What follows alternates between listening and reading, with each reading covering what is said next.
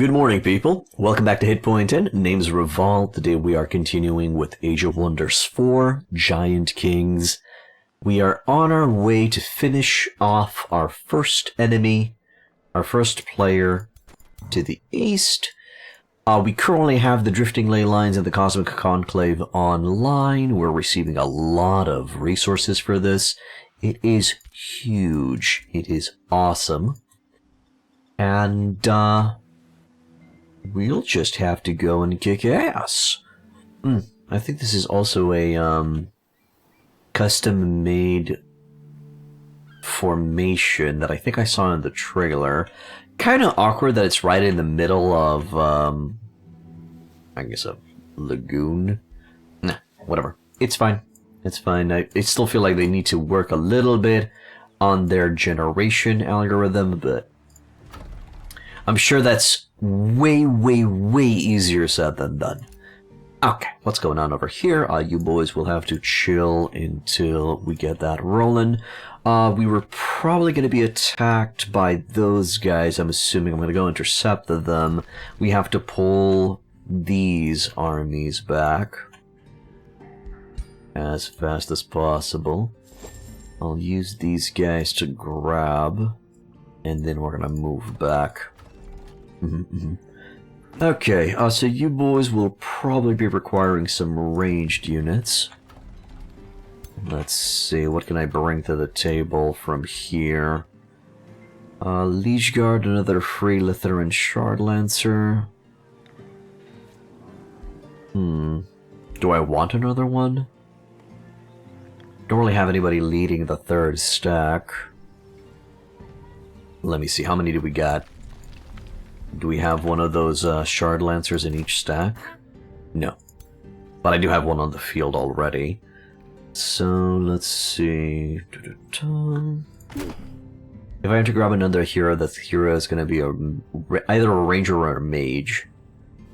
So having an extra Shard Lancer is not going to be a bad idea. I can always use them to hold the line somewhere. There we go. And then I'll probably want what? An extra bannerman? Yeah. Gonna be needing one of those. That... oh, did not want to click there. I wanted to check if the draft is available in all cities. Oh my god, it's available in all the cities. That's crazy. That means I can get that Aspiring Knight real quick. Let's start moving you. You're of House Stagville, so you're supposed to go up here to join with your ritualist house leader. That's okay. We'll be forming a decent amount of troops here. These two Geomancers are going to have to go northeast. There we go. Anybody else that needs to go? Probably going to cook another one. Don't want a Lutheran Gemcaster from that location.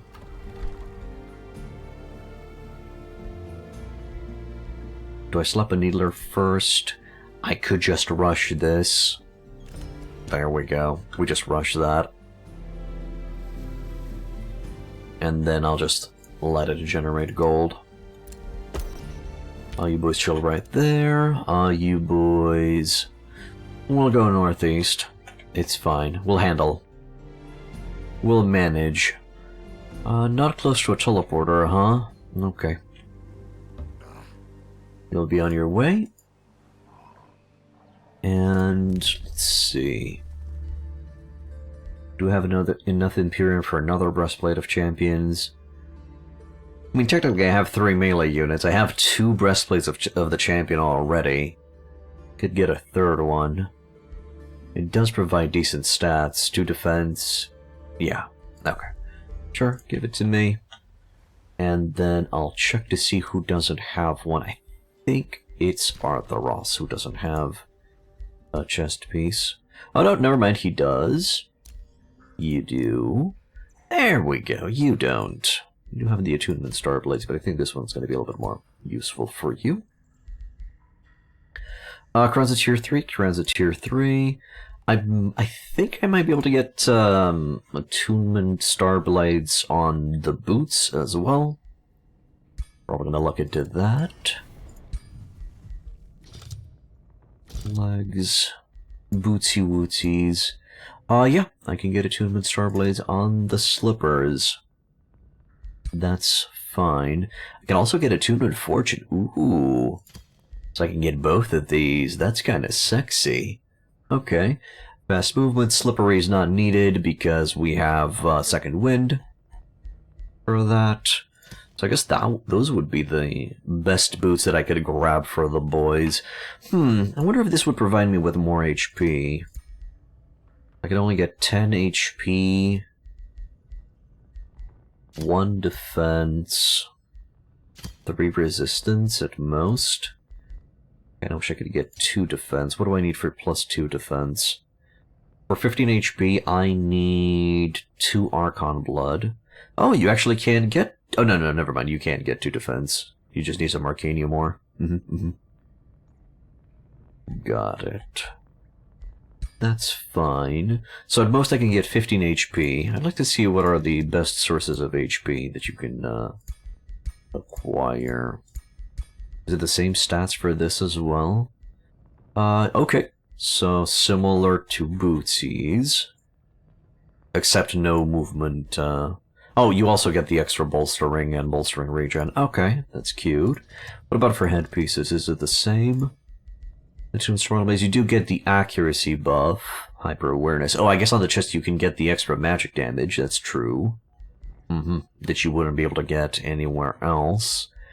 But in terms of defensive stats, in terms of HP, it's very similar. So you'd probably want... Well, if you do get the magic damage increase, it's not really going to be ignoring... It's not really going to be buffing up your melee attack because it doesn't fall into the magic damage category. Okay. So it'd be Bootsy Wootsies, and I want to go Starblaze Fortune, probably. But I'm gonna go that next turn. We're gonna keep an eye on what's going on down here. I like to see where these guys are moving to.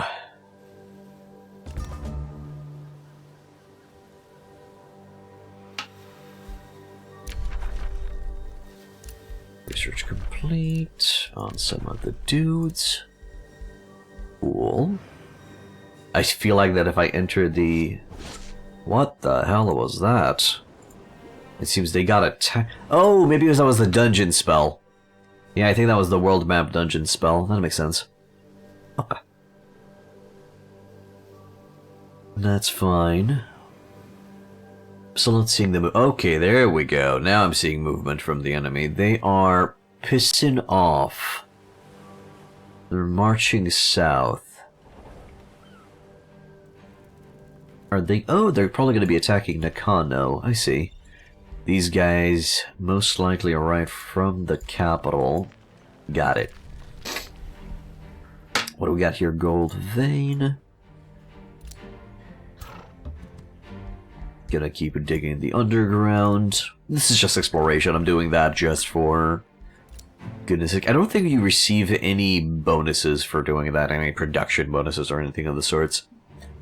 Alright, our relation with Seulville has increased. I was complimented, thanks man. I received a message. Nope, we're not gonna finish the war until you're gone. I'm doing great, and then this guy doesn't like the fact that I'm doing great. Yeah, we're probably gonna go to war against that dude. Signature skill is available on whom? Oh, Arthuros, I guess I forgot to give him that level 8. It's gonna be Adaptive Nature for 10 extra HP for the boys, right? I think so. Yeah. Initiate Adaptive of Materia. Yep.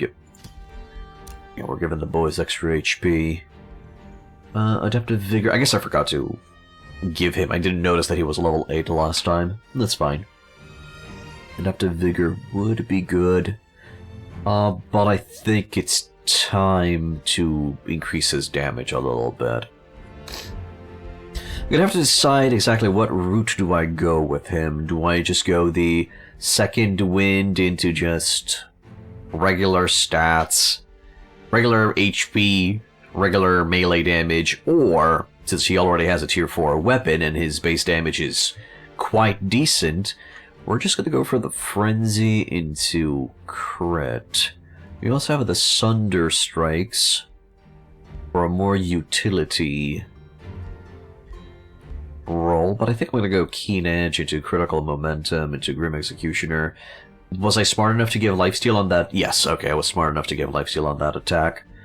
And I think this will stack with the lifesteal off of the attack, so it will give me, this should be, what? Yeah, 10, 20 per crit.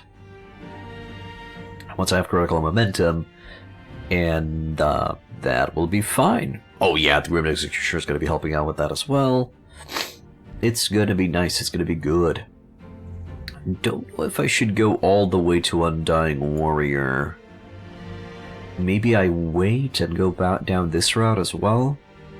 We'll see. We'll see if I have enough points. I'm probably going to be reaching Undying Warrior and I'll go all the way to Killing Momentum and then I'll decide where to go from there. Yeah. I think that's going to be the way. Aspiring Knight has been made in Stagville. Are those dudes outside of the city? I don't think so. Anyway, let's check this. Empowered Beasts will only affect animals. I apparently have 2 animals. Alright, my 2 scouts. Yeah, that's not gonna... give me Garden of Affluence. That can help out. Aegis can annex another region. Staves of Grace is not ready yet. With Aegis, that's the capital. What was the plan with Aegis? Just grab more quarries? Was that the big brain move?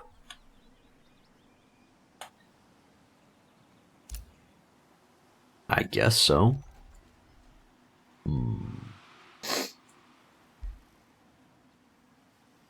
Yeah, I'll probably have to get rid of that occupied fishery eventually.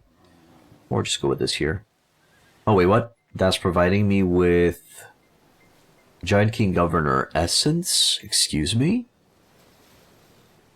Each quarry grants +1 binding fragment. Oh, woo.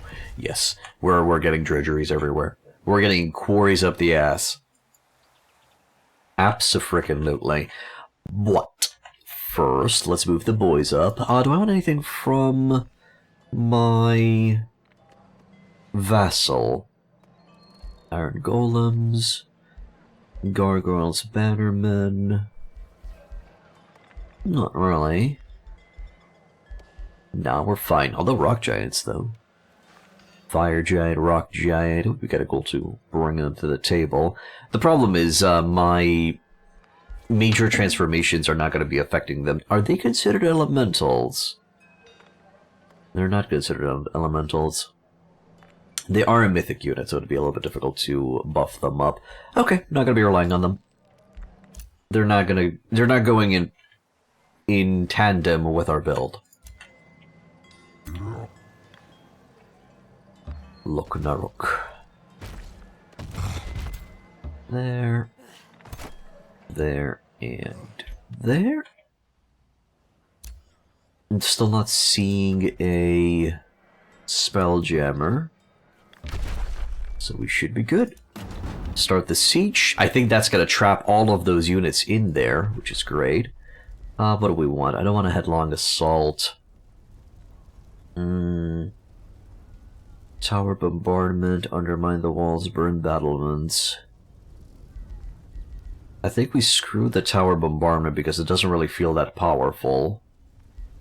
We just go undermine the walls, burn battlements. Yeah. Especially since they have umbral transformation. Having that fire up there will really help me out.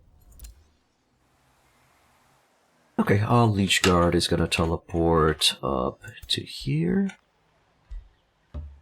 You guys are just gonna wait out for the dudes to come back. Oh yeah, these guys are eating 3 Imperium apiece. So we'll probably wanna ease up on their recruitment. But you guys... Oh, you guys need to come. You guys need to come back. We're having a little bit of a change of plans. Gonna move these boys back to the surface, and then I'm gonna start... Do I start marching them to the south? I'm trying to think, what else do I need to clear in the area? Oh, right, I guess I could bring them to Stagville to clear that mage tower, and clear out that fishing grounds and the reef up there. Yeah, I guess it's useful. Of course, depending on the enemy movements, we might redirect them towards another location, but in the meantime, might as well go clear that out. You boys chill. You boys wait out. You're gonna keep on following the coast. Ritual Pyre. Oh, we found a city. Oh, we found the capital itself. How? I guess there's an entrance. There's an entrance somewhere that I'm currently not seeing. I think that's also a Spelljammer. That's fine. That's fine, I can handle it. Let's keep going northwest. Now that those guys are trapped in there, I can now freely move these boys to the south. And you, sir, are gonna come back north, I'm thinking.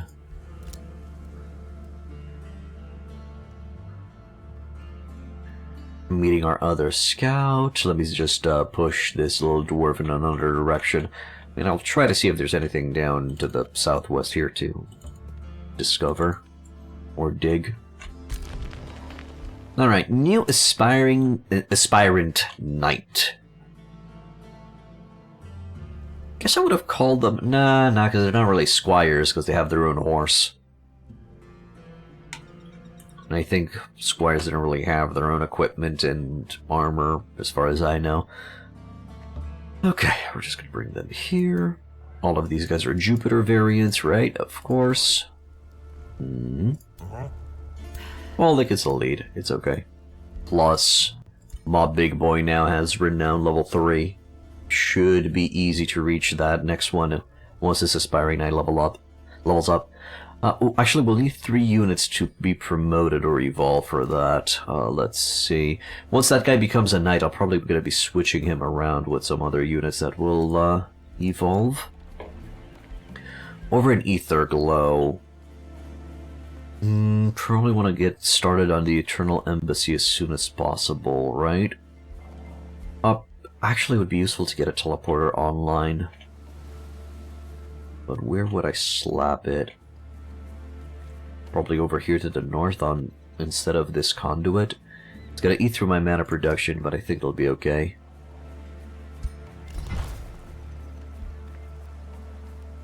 Okay. In terms of buildings... Soothheart is trying to finish the town hall. Let's help it out. And then the Silent Barracks. +1 fortification health per adjacent dungeon province. +3 stability per adjacent dungeon province. And then we also have a Clay Arbalest Charger or a Defender joins combat on your side. Doesn't function on water. Do we get a teleporter online? I do have a forest server to the southeast. We also get the Silent Barracks over there. Yeah. It's gonna be providing me with 9 stability and some health. Sure. Because then I can further grab maybe this, although we are quite a bit far away from the main city. Might need to grab this location instead. Set up a farm there. just so I can further reach out.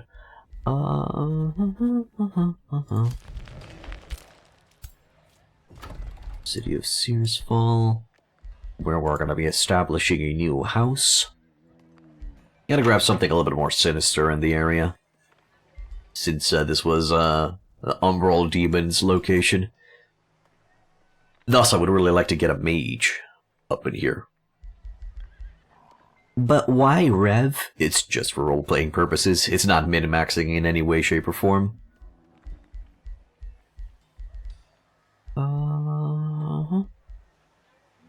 Not really a lot of production here, but I think we'll manage. If I am to construct the Hall of Geomancy, Geomantic Resonance, what do we get? Grassland Swamp, Fungus Field. I think you're in a forest? Snow. It's actually snow. So if I were to get snow, that's gonna give me 20 mana. Still not bad. Okay. I'll not rush that because I'm not capable of rushing that. Good, let's end the turn. Things are looking nice. We're in an economic boom. We're generating love. Researches are being completed, and it's providing us with beautiful stuff. Oh, hello. Province is being pillaged. A bit annoying. I think I need to grab the teleporter from here to reach them. If I am to reach.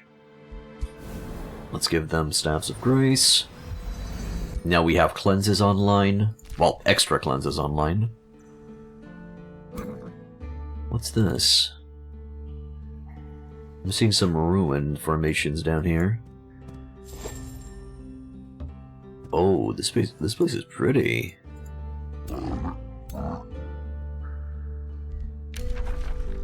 Astral research complete, sure. And we got a hero ready to join. Let's see who can we grab. We got a ritualist that's all shiny and chrome. We got a ranger, okay. Beefy, noble birdfolk, okay. Got a mage, Mirna, a warrior, and another ritualist. So it would be the mage, and she would be a Trollkin governor. Each forester would grant me stability, extra draft. Each province with rivers grants food. And each forester grants extra mana. So you just want a city with all of the foresters, which is a little bit of a shame. Grant the governed cities of 16 population. That should be easy to grab. What about the other ranger dude? Nautical governor and a shepherd. Shepherd's not bad. Because we would again have that a druid, and we can easily grab the major ambition. Nautical governor's a little bit meh. Maybe I just don't set him up as a governor up there. Be a shame not to. Could maybe expand to the west and just grab up as much coast as I can. Let's try it out. Sure. Oh, we really need to change the way this guy looks. Okay. So let's grab you. And we're gonna adjust his appearance because he's looking, for a lack of a better term, stupid. There. Let's take the beard off. There. And now we decide on the face.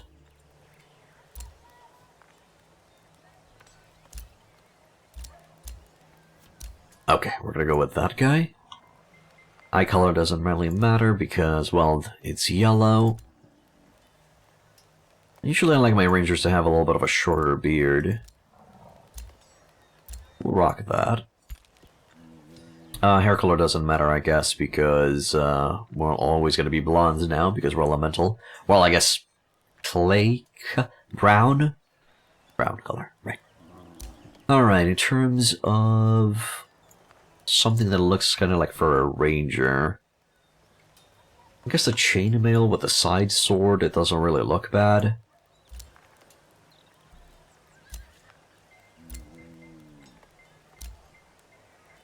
It's gotta be the chainmail with the side sword. Okay, in terms of helmets, I can give you the wolf bear helmet thing. Antlers. Okay, you know what? We're just gonna embrace the wilds. We're gonna go, Beastmaster Hunter World of Warcraft style. Is that the move here? I feel like this no. Actually, this one looks better. I think I'm gonna go with that instead. Okay, armor color. Something a little bit more woodsy. Something to allow you to sneak through the woods. A little bit better. This is too shiny, practically. Guess... I guess that'll work. Doesn't look the best, but sure. So this is gonna be Duke. DD Death Dealer. Nah. Let's see.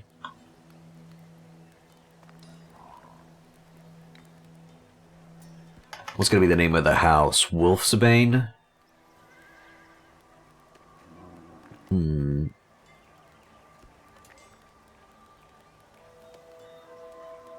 I guess we're gonna go Rockpaw. There. Actually, Rockfang. Yeah, that looks cool. That sounds cool. That's gonna be a Rockfang. They're in charge of just keeping the nasty umbral demons at bay. Thus, their house has become renowned for hunting umbral demons, the prey of choice. Okay, he's gonna be Flug Rockfang. There we go. Had a hard time figuring out an optimal path for playing the beginning first campaign. Literally the tutorial for the game. Then you hear you say it's for roleplay. We aren't min-maxing here. And now you don't know if you've ever just had that kind of fun playing a game. You should. You should. Think in your mind, okay, what would fit this faction? Let's go embrace the feudal knights. Another way you could do it is you can simply go through the list of units.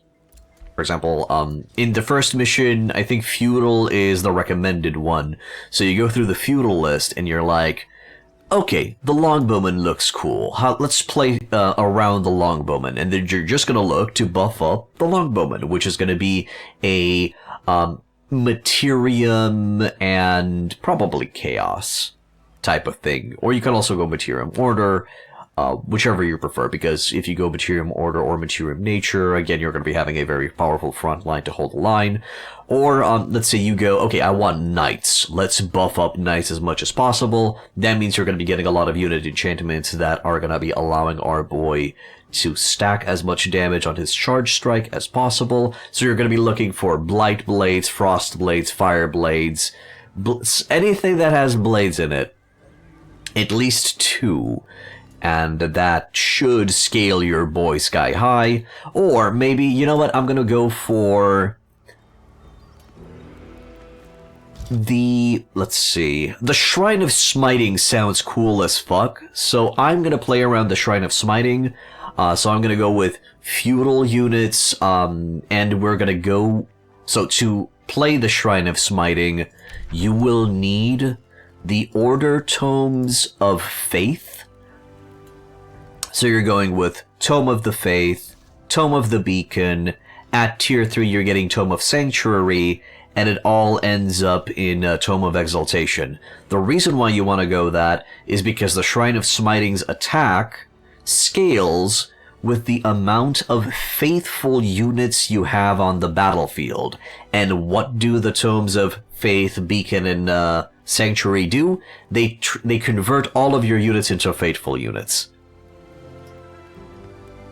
Thus, the Shrine of Smiting will have maximum power. It's an easy, defensive build. You're practically surrounding the Shrine of Smiting with faithful units. You're going to be having a strong front line that's just going to hold the line. You don't have to charge in. You just let the Shrine of Smiting do the pew-pew, and the enemy's going to come to you. So, and when it comes to the Shrine of Smiting, you just need one shrine per stack. So the formation is going to look something like 3 defenders, 1 bannerman, 1 Shrine of Smiting, and then another extra ranged unit, which might be... I don't know. Actually, no, not a bannerman. I would actually recommend you get a chaplain instead, because the chaplain has the Bless ability. Target friendly unit will receive 2 fortune, 2 strengthen, and 2 bolster resistance, so you will definitely want to buff up that Shrine of Smiting with this Bless. And then, as I said, for the 5th unit, that can be a hero, or that can be an extra, maybe an archer. You could still grab those longbowmen if you want to. You have options. Although, if you are going to be going for this build, I actually recommend Feudal Aristocracy, because you get access to those Liege Guard that are decent frontline tanks, so you wouldn't have to replace them. Okay, that's enough of a tangent. I just gave you some random examples that you can go.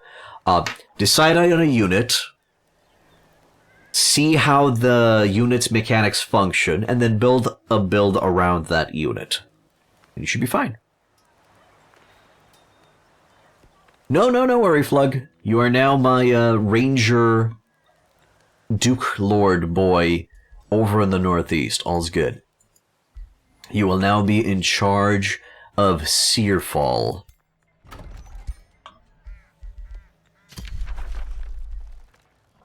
Oh yeah, actually, that's a good-looking flag, but I'd rather have some form of paw in here. Let's see in the nature.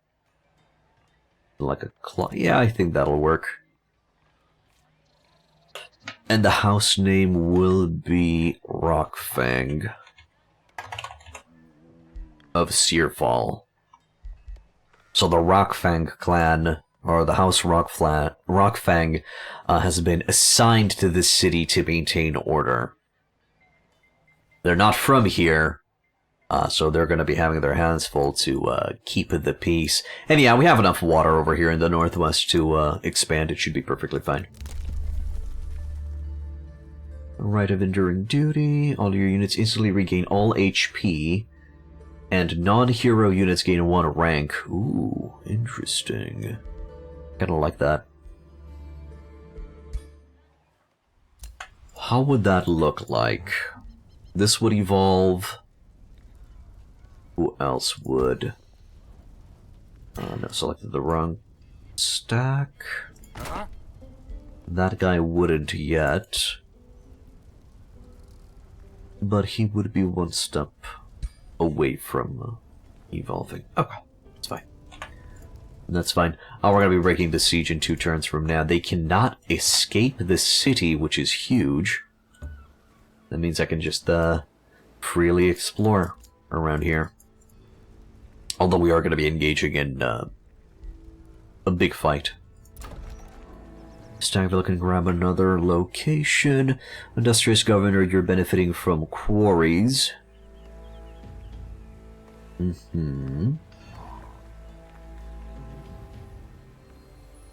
So the quarry is going to be around here.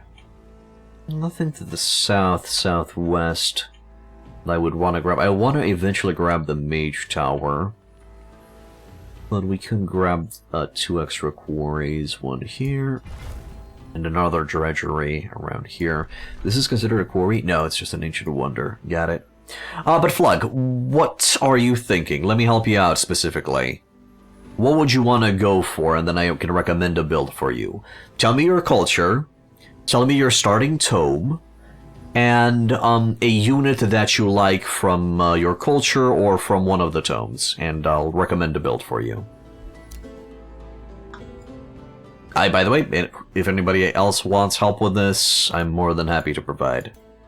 Also, if you type in !Discord, you'll receive a link to my Discord channel, and on the Discord channel there's the Age of Wonders 4 channel, where I've pinned all of my builds. Well, all of my good builds in there.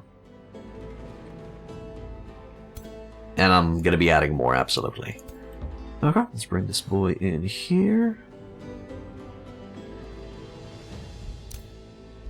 The boys are gonna chill. You guys are coming back to the surface. More troops to the north. Still feel like they might respond. Let's go out. You have none of that picked out yet. Just sitting here drinking morning water and figure out your day off before going back on the road tomorrow. Yeah, sure. Okay. Well, if you want to check it out, I can help you out, no problem.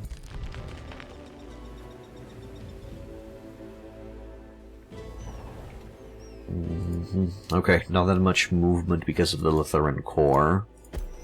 Then I'll also have these guys ready to intercept. Do I keep you with the stack to the southwest, I'm thinking? I think so. Definitely not going to be making you a skirmisher, although tier 3 bouncing hand crossbow. Area damage chain. Wait, fatal strikes. What the hell are you at here? Got burning. Group executioner, keen edge, fatal strikes. Area damage chain. 30% damage to a random unit within 3 hexes. I'll reset. There.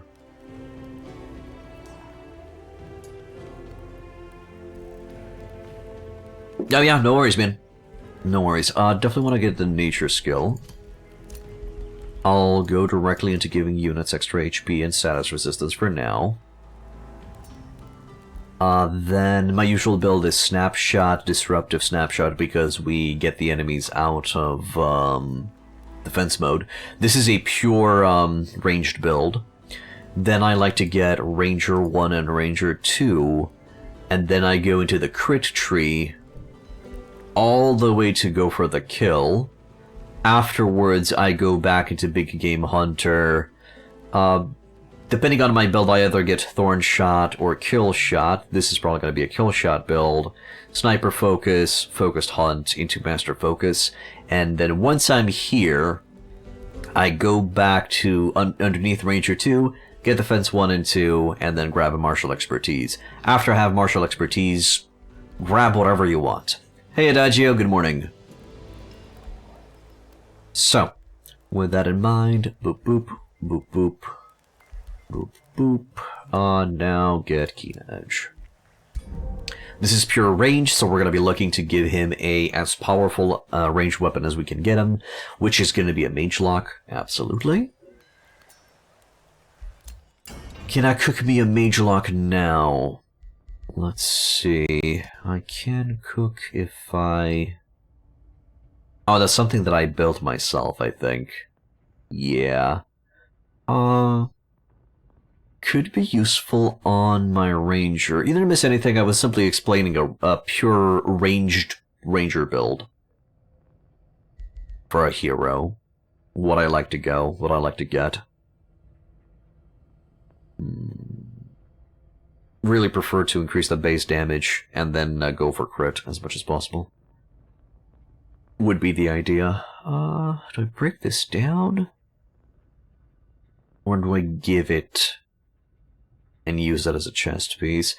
I could get boots with star blades and fortune.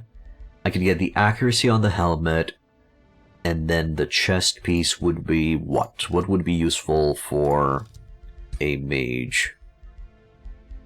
Sorry, not a mage, a ranger. So we get those on the boots. Let's check the locked section. Bolster defense, bolster regeneration. Ignore 4 status resistance. That's not bad. The 20 extra magic damage is not going to do it. Damage of magic attacks is increased. So no, our base attack is not going to be considered a magic attack. Getting the rune stuff might not be bad. cost. So they all give resistance. Oh no, never mind. They don't provide us with extra damage on the weapon. Only the rune on the weapon itself is going to be providing us with extra. Yeah, nothing really jumping at me up in here. Maybe on the boots there's something that I could use? I don't get a second wind, so slippery might not be a bad idea. This unit does not trigger opportunity attacks. So I could leave the enemy's zone without having to worry about that. And that could be good. I could get slippery, but then I'm not going to be able to get both Attunement Starblades and Fortune, which is fine. Because then I would just get Fast Movement, Slippery, and one of these, and then I put the other on the chest. Okay, cool. I like that. So you get Piercing Mantle of Fortune. And which gives us Star Blades and Ignore Status Resistance. And then on the boots I'm going to be adding Fortune, and on the helmet I'm going to be adding Accuracy. Yes, that's the plan. Now, gun magic. Let's get one. It's going to be this.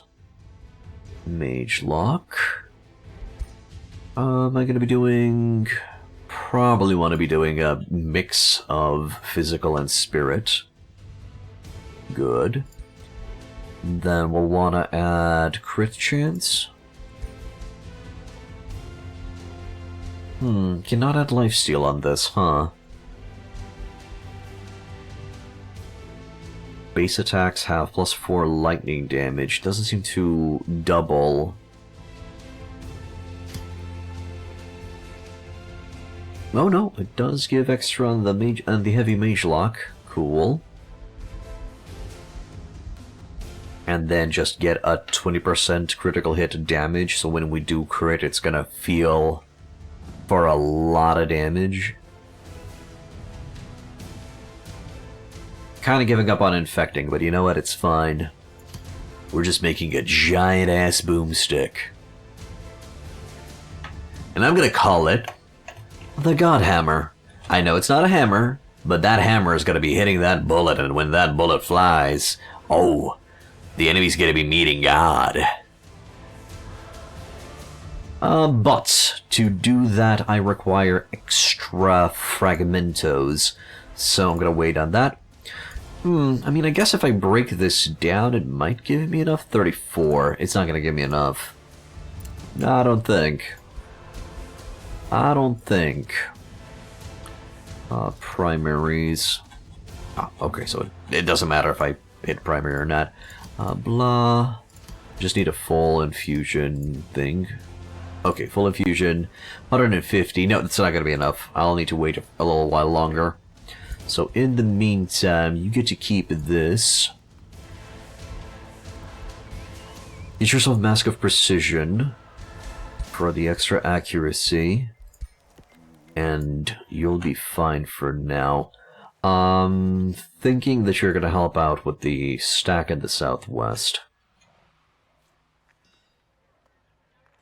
Or we come here. Okay, never mind. Change my mind again. I'm moving you here. You're going to be grabbing this stack.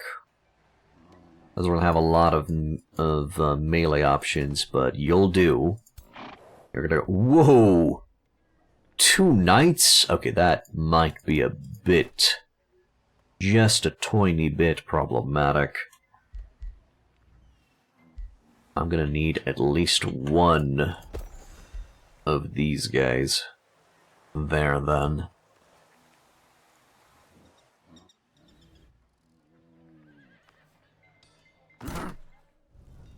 Two turns, they're gonna burn that. I mean, if I lose that, it's not gonna be that big of a deal. And it will take a while for them to siege the outpost.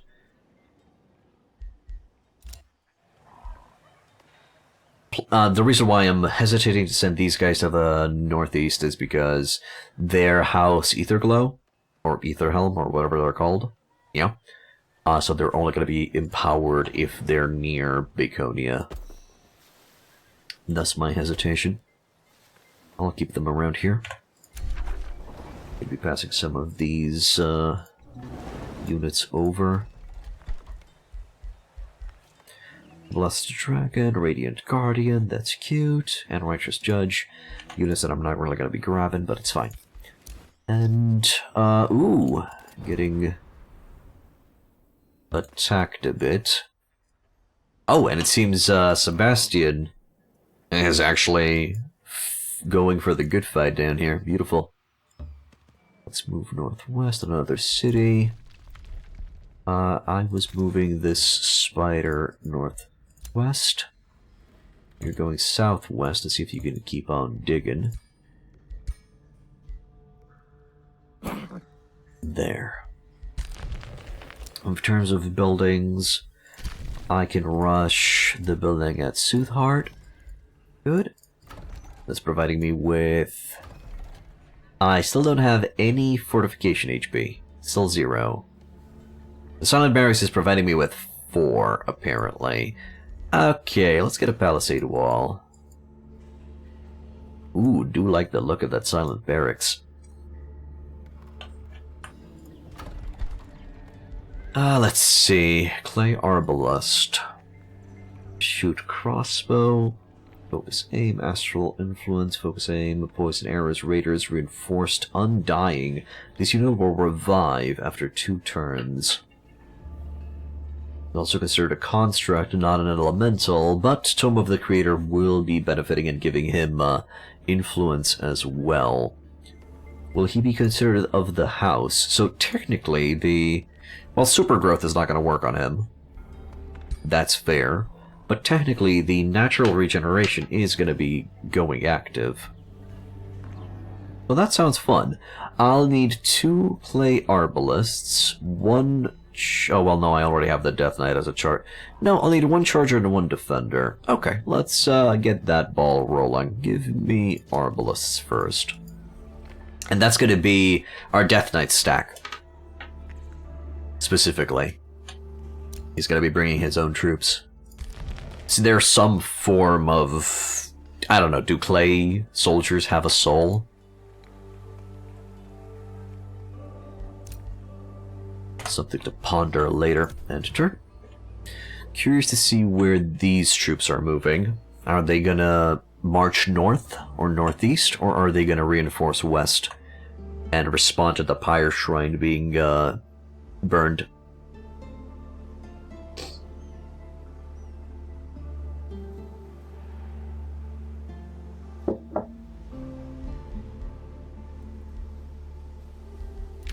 Well, in the meantime, I'm going to be answering these. Oh, hello? Aw, really? They completely ignored Sebastian and they just came for the pooch? Fine, I'll auto-resolve it. Oh, my boy's been captured. Okay. Did they take him? They didn't take him. Or maybe they'll decide later if they're going to take him or not. Oh yeah, that was a different army altogether. Training camp leaves in 1 turn. Oh, right, Mr. Training Camp. Abso-frickin-lutely. Thank you, video game, for reminding me. Give that summon animal to Flug. And now he definitely feels like a Beastmaster from World of Warcraft. Abso-frickin-lutely. I'm not gonna get a Ritualist re-education or Defender re-education. That's good. No need. Another ruler was denounced. Boo-hoo. Garden of Affluence is now ready. And I can get a different tome already, huh? Nature's Wrath is meh. Realm of the Tome of the Golden Realm could be good. The Ring, Paradise. Oh, but I actually need a Materium tome so I can reach Tome of the Creator. It's gonna be Crucibles just for Meteor Projectiles, which is now going to be affecting our Battle Mage and support units as well. 3 fire damage to the target and adjacent enemies, gain Demolisher. And the effects are increased for single shot attacks, so the support units are just getting 6. Crucible Battlements. Physical range and magic attacks. Deal +4 damage, set affected hexes on fire, +1 range. That's a very powerful defensive structure. Lava Burst is going to give us a lot of damage too. Meteor Strike is going to be good. Yeah, I'm getting that. Simply because we don't really have a lot of extreme range firepower. A spectacle to behold. A union of fire and earth streaming inexorably toward your enemies, swallowing them, bringing fiery death. The landscape itself is reshaped when it flows, with beautiful scars traced over the realms. I'll get the Lava Burst for now. Hey, Elvira, welcome back. You know, I try Age of Wonders Planetfall. It's really strange how the battle works, but I like it. I do find a little sad about not a lot of ways to customize your own faction, though. Yes, there's less customization, but there's a lot of flavor cultures. And you do have customization. The customization of the entire faction is replaced with the customization of units. So now you're going to be having special forces. You're going to be having specific loadouts for your units. So, for example, let's say you pick up the Ranger from the Vanguard. I think that's the name of the humans in Planetfall. Let's say you pick up the Ranger from Vanguard. I'll try to give kind of an equal unit from here. I guess the closest would be a Magelock. No, actually, no. The Magelock is considered kind of like a sniper. He would be an archer, yeah. So the Ranger. If you try Vanguard, they only use flamethrowers, it seems. No, you actually have ballistic weapons, you have laser weapons, and it seems you went with the Pyroflex secret tech. Because in Planetfall, how you do it is you choose your overarching faction, think of it as your culture, and then you choose what secret tech that faction is going to be utilizing. In your case, you've selected fire. Just pyrotech, something like that. So you're going to have to decide if your archers, your rangers, I'm going to say, will receive 3 special technologies that will enhance their abilities. And those technologies can be, make them extra tanky, which gives them extra armor, a heal on demand, I think it's called Hazmat or Cleansing Flames or something like that, and extra stagger resistance. And thus you have a very heavy ranger that can hold the front line. And then you can make separate rangers or archers that are all in on DPS. So you give them, you know, extra range scope, extra damage against enemies on fire, and you give them a burning effect, since you're going for the flamethrower boys. And that's the cool thing. Also, the fact that you could name each loadout to easily recognize it and give it its own signet. That's where the customization comes in for Planetfall. Make sense? Hopefully helped you out. And yes, I wholeheartedly recommend Age of Wonders Planetfall if you want Age of Wonders but in a sci-fi fantasy setting. I mean, there's Tyrexes with laser beams in there.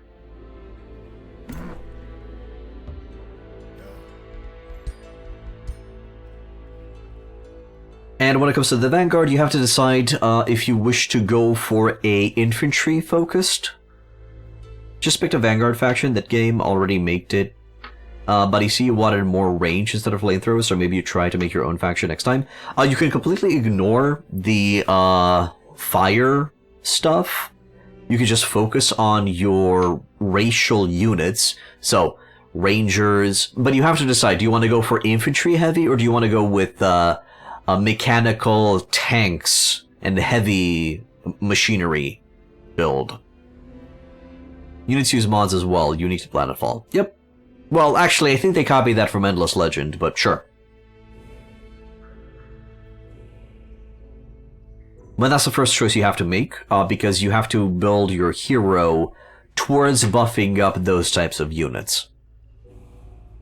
So, this is going to be last quick explanation. You either go infantry, engineers, the pug, and then you grab some, and you buff these guys up as much as possible.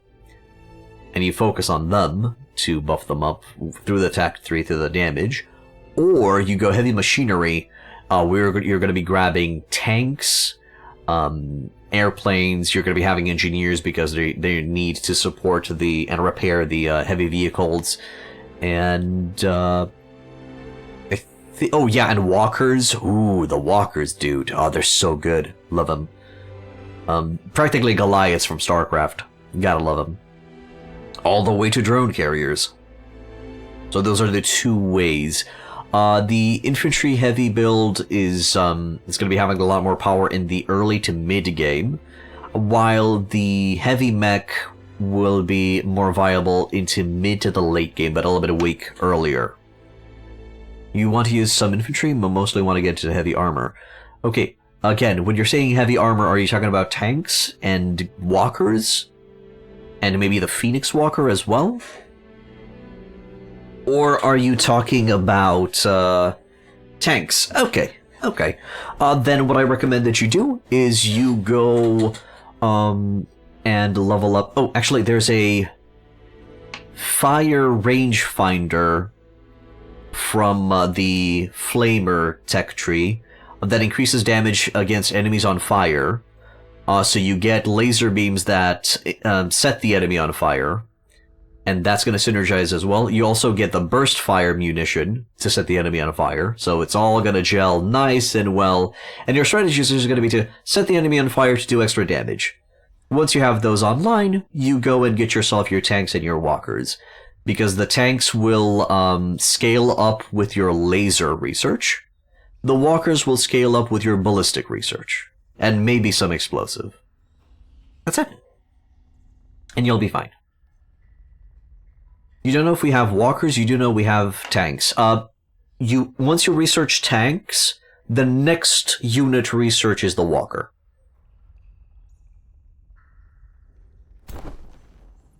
And you'll be fine. Okay, back to Age of Wonders 4. Sorry, guys. We're back. We're here. Gonna grab a fish farm there. Just to increase the food production, just so this city increases in population a little bit better. Etherglow can grab another location, and that's gonna be a farm here, because it's further buffing up the Shrine of Prosperity. Sorry for derailing. I do know you talk me into it or get it, and that's why I feel responsible, and I would like to help you out as much as possible so you have a pleasant experience with it. The Vanguard campaign, or the first Vanguard missions, are the tutorial missions, so I recommend that you do those, because they ease you into the game. Also, do not rush to finish the mission objectives. Enjoy to explore the map as much as possible, because the equipment and the levels of your hero are transferred to the next mission.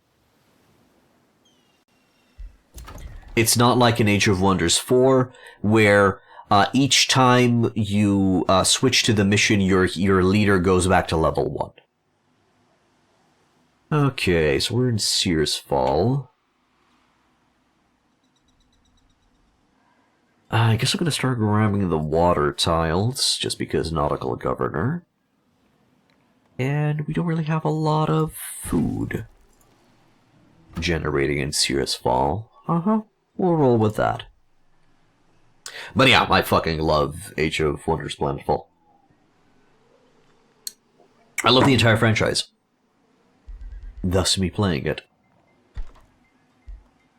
Probably rush this.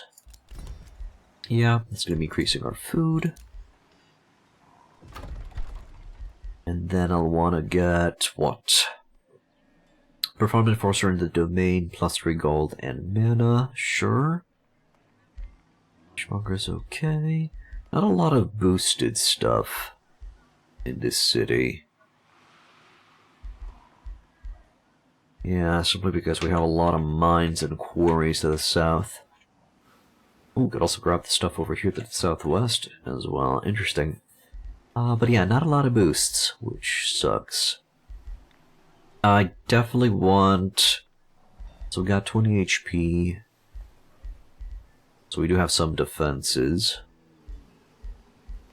Bountiful fields. I guess that's going to be eventually useful. Herbalist Monastery. No, not seeing it.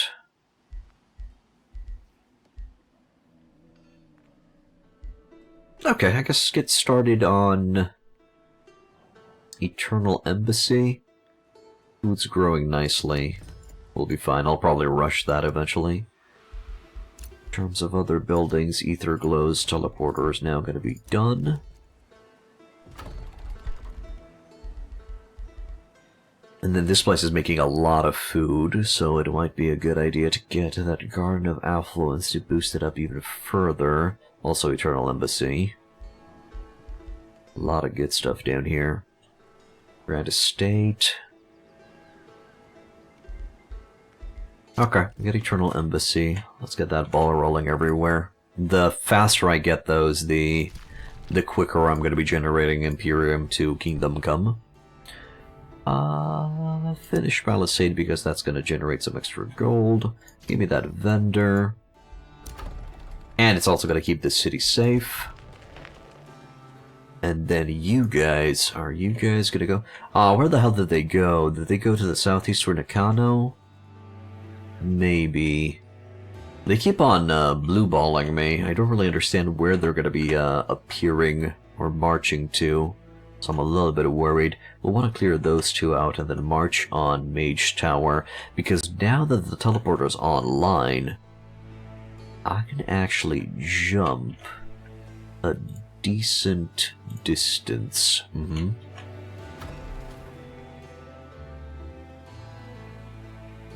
I can reinforce wherever I want. There. Then, over here in the northwest, I'll send you guys to respond to whatever happened down there. I think we should be able to take them on. Yeah. Even though they have 4 knights, we're just gonna shoot them up.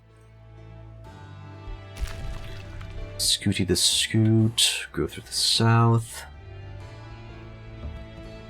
Okay, we got a little bit of a tunnel there. You're gonna walk. Aw, can't walk through there, huh? Can't explore through that area. We'll stick to the coast. We'll explore southwards down the coast. You go northwest and start digging. And we are at 0 gold. Beautiful. Peak efficiency. How much did we cook? We're getting 7 binding fragments per turn. I kinda wish that you would easily see these numbers underneath here, maybe, but nah, it's too much. It would be ugly. Look how clean the UI is here. It would be ugly to place that there. I understand video game, it's fine. What's the siege looking like over in the northeast? Okay. We're ready to go, but I would love to have that lava burst, over the end turn. Okay, so he's departing, such as life. See ya, my dude. Cosmic Conclave is providing me with all of the glorious stuff. Gonna be having that for another few turns. So can I just keep these guys here permanently? Oh, never mind. I just received Lava Burst. I wanted to wait an extra turn for Lava Burst. No need. No need. You want to one day try to rob those merchants? Yeah, sure. Just have the boys in the area and you'll be fine. Restore land. Does it remove lava? Oh, stop it, video game. I'm trying to read. Chasm, swamp, snow, ice, ashland, sand, and gloom. You know what? I could try it out. We have enough mana to go for it. Research complete. Breach has been made into siege. So what I want to try to do is I want to set up and see if I can get rid of this lava here.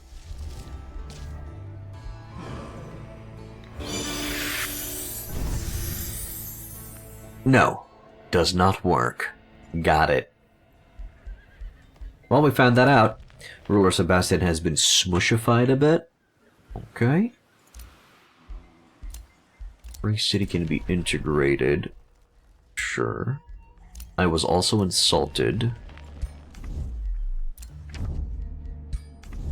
There. That's funny, I said sorry to derail you just 10 minutes before you did. That's okay, that's okay. I derailed myself. We do go into other subjects a lot, I don't mind that. Ruined province can be rebuilt. Oh, right, because these guys are now marching north. Sure, we'll rebuild that. And now these dudes can engage. Do I engage here or do I go for the siege? Let's go for the siege. It's going to be a cooler battle for right now. After the derailment, let's get this party started.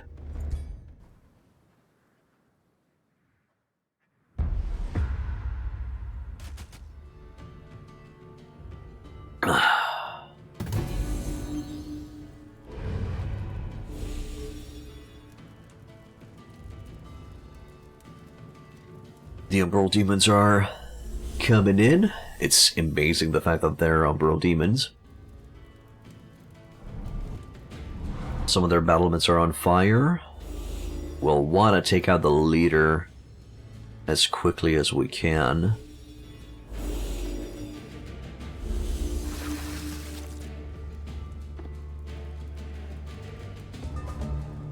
Okay, they're taking damage. We have to analyze our enemies. So what do we got? We got some zombies. Wait, what type of Dwarven Lord zombies?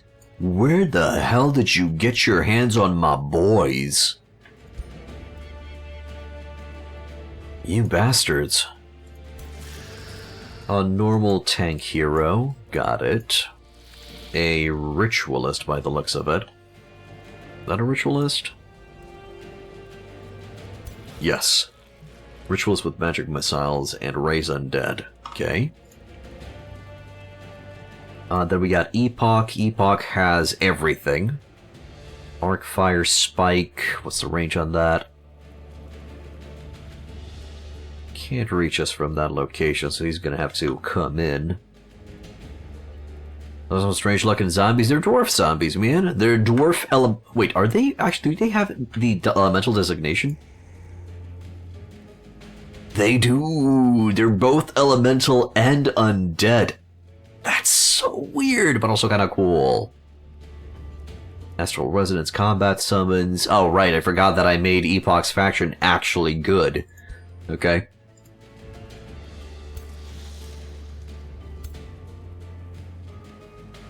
They're Mystic Summoners, so they will buff up all of their Magic Origin units. What else do we got up in here? Arcfire Rebuke. You got that Frost Curse for a single target whoopee. Cascading Evocation. Okay, so... Oh, Shadow Mirror. Create a treacherous reflection of the target enemy unit. But you have to be close for that. Eldritch Truth. He needs to go. He really, really needs to go. I gotta make him disappear. Okay, let me check the rest of the battlefield.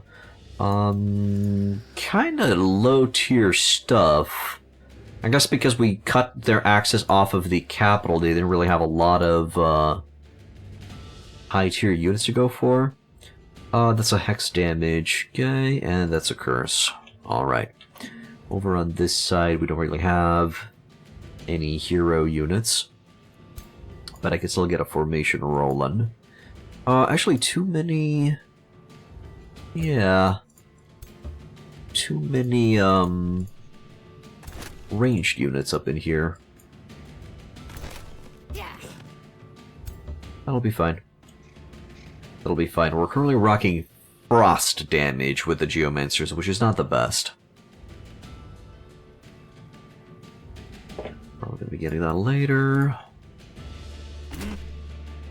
Let's surround our boy here. So Defender forward, Aspiring Knight, Archers on this side, and then go ahead and buff your boys up. Hide them in the bushes. Go for that support 1, 2, and 3. And then do I just set up Jupy in there? Just send him in? They don't really have chargers. Yeah, I think the plan is to send him in. Perfect. Good defense mode, and we're gonna follow as much as we can. Each guard in there, betterment to the right. Okay. Let's rock. Have a decent amount of casting points. Maybe I could have stood there and just keep on bombarding them with lava burst. But it's fine, I want to slap some umbral demons. Okay, they just marked all of those boys. Going for the frost. Ooh, actually hits. That sucketh.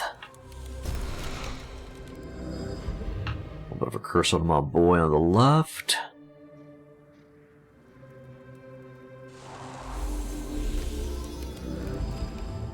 Going on and on that frost tactic. Can they pull? Oh, fuck, they can pull. Okay.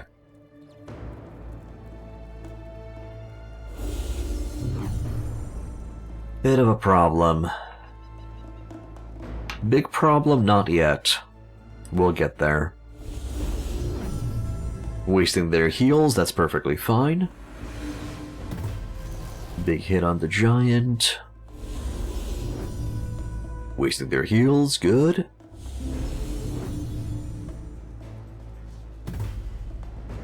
Towers are taking their shots. Ouch. Don't like that one bit.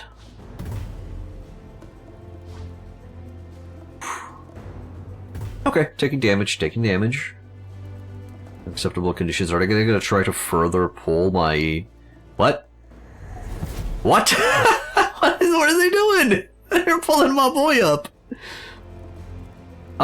He's in danger. Oh, thank you for removing that burning effect. I appreciate it.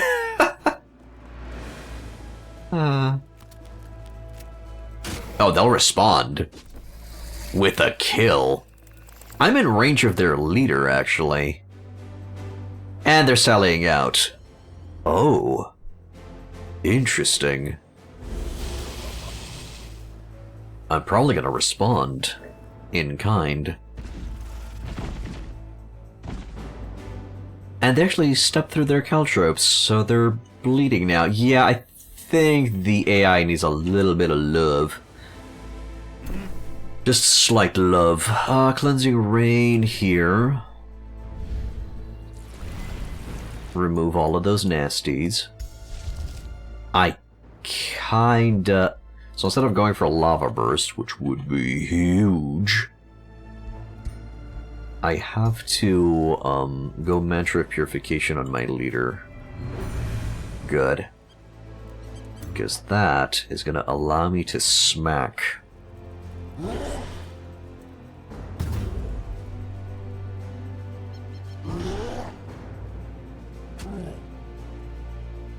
Yeah.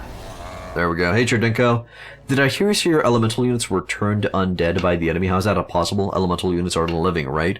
Well, these particular elemental units are living, because these were flesh converted into elemental. So, yeah. Those guys are gonna bite a little bit. Ooh, actually can't move because we're constricted. Oh wait, can I just use this? Get away? No, I'm still constricted. That sucks a bit.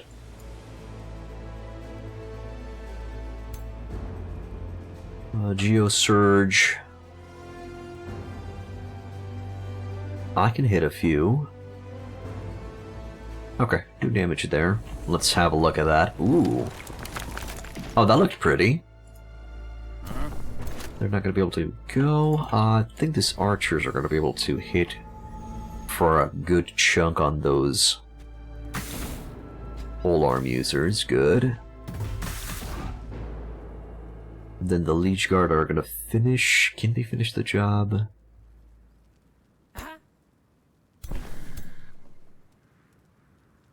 They can hit these guys.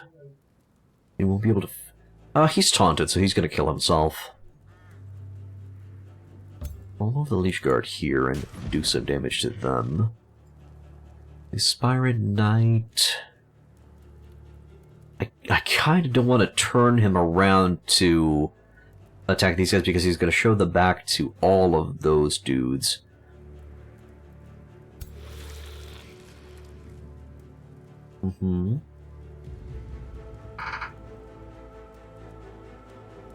Okay, let's carry on. They just smiled and waved. Was that a flank attack? Huh. Oh, I can just bring, this guy over on that side to help out. Can definitely attack from here, so let's just further buff up my boys into an attack. It's a bit. Then this Aspiring Knight is going to finish off that Battle Mage. Good. Oh, we definitely removed that burning, I'll tell you what. Did not double click. Again, there's this current problem where the game thinks I'm double clicking. Go True Strike on those guys. Then I'm gonna push the boys forward afterwards. So defenders forward. Actually, maybe even close to here to cover the back. You're gonna go here. Let's see if I can hit a little bit. No, we're just gonna miss. I don't want to use True Strike. I want to be greedy a little bit with it.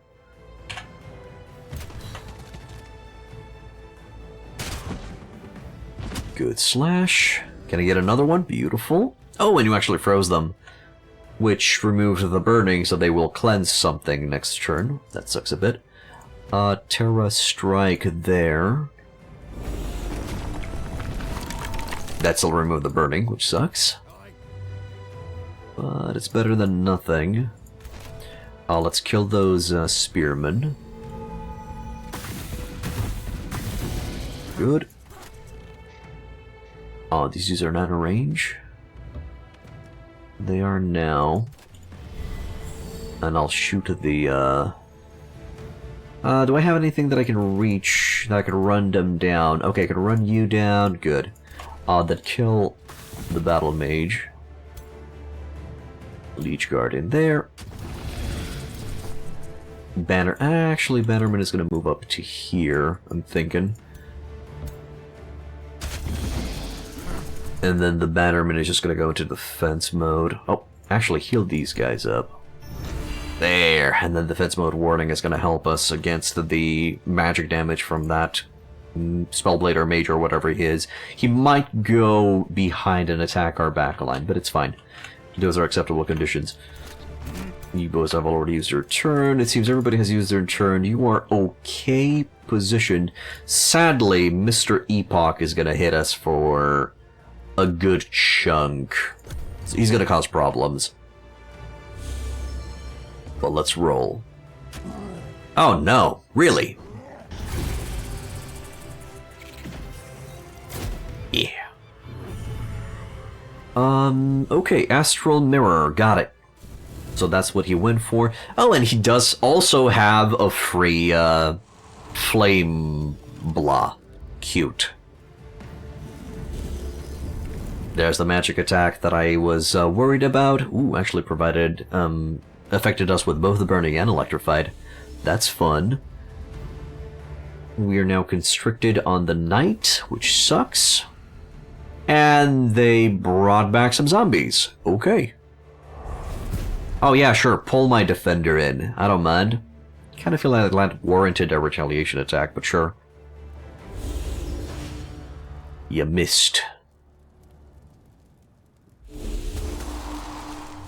Grazed with still a flank attack, we're fine.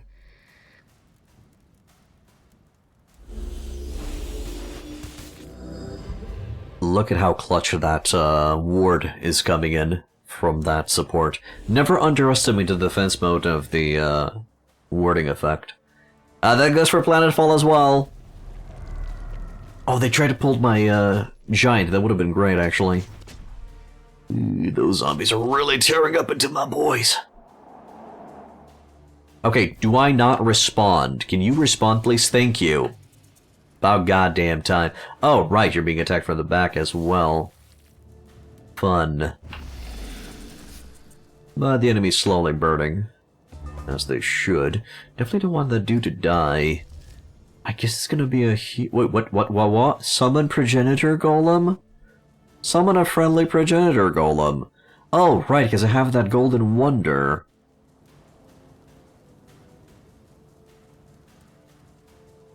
Yes! Okay, maybe? Let me think about it. Let me think about it. We don't have to. Let me think about it. I could just walk in there with my giant. That's beautiful. Giant doesn't give a fuck. You know what? I think I will. just walk in there. F you.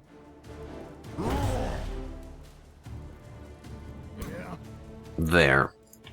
Let's see, what else can we do? I can move up and I can start shooting. Geomancer can move up and start doing some deeps there as well.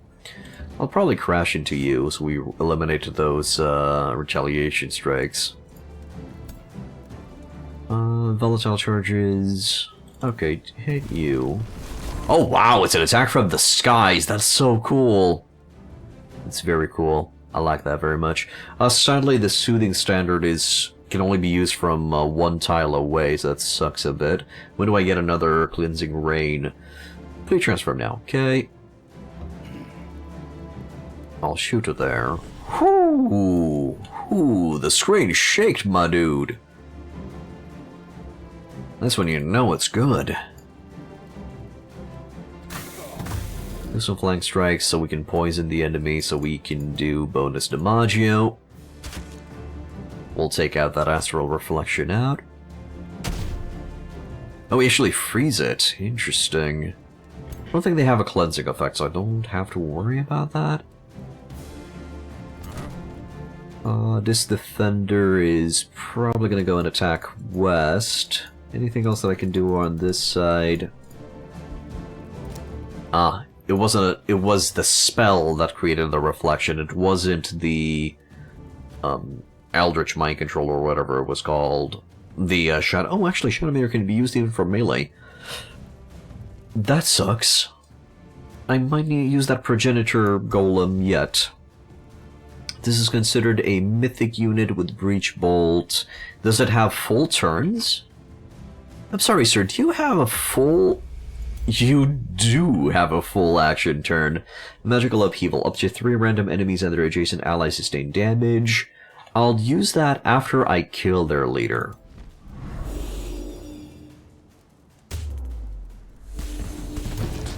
Holy mother of mercy. Remember when I said that the Lava Burst is going to be good? That's good. I just avacadavered that dude away. Okay, so this side is running away. Now I can use the Aspirant Knight to smash those zombies. The Defender's gonna go and respond up here.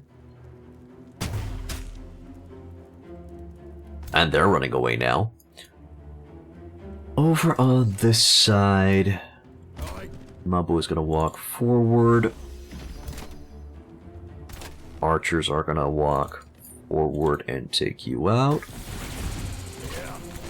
Archers are gonna walk all the way forward and try to do some damage there, but they fail, and thus the defenders gotta do what they gotta do. And freeze. Nice. Okay, that hero is still standing despite everything. Let's fix that, shall we?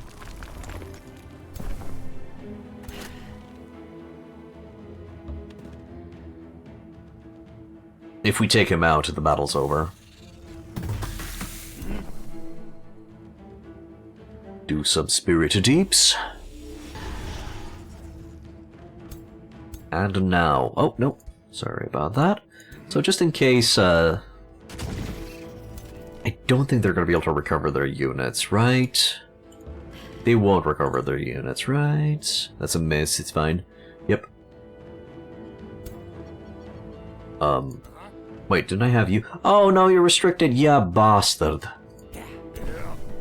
Yeah, bloody bastard, you're restricted, you can't move, so that means I'm gonna take a hit from all of those towers, which will probably kill my aspirant knight.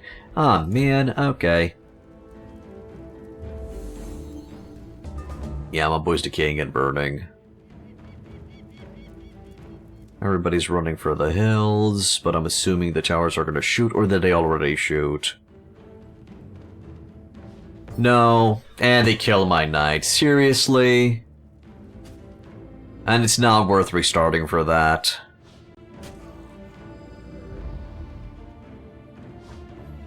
Ah, it's so bullshit. I didn't notice. If I would have noticed, I would have attacked and killed the hero. But I didn't notice that my Liege Guard was constricted. Oh, actually, no, never mind. The battle wouldn't have been over because those zombies are still standing. Yeah, claim victory immediately. I still have to go through a fight, right? Aw, man. Dude died. The warming armor. Cute. Oh no, we actually defeated him. I guess his just first 3 powerful stacks are going to be participating in the battle. Hold a parade, spare no expense. Solidify the magical attunement of Epochy the Epoch and receive extra mana. Spiritually guide the boy to somewhere. Or just get Imperium. I'll just get Imperium. And this place is going to be turned into a vassal city.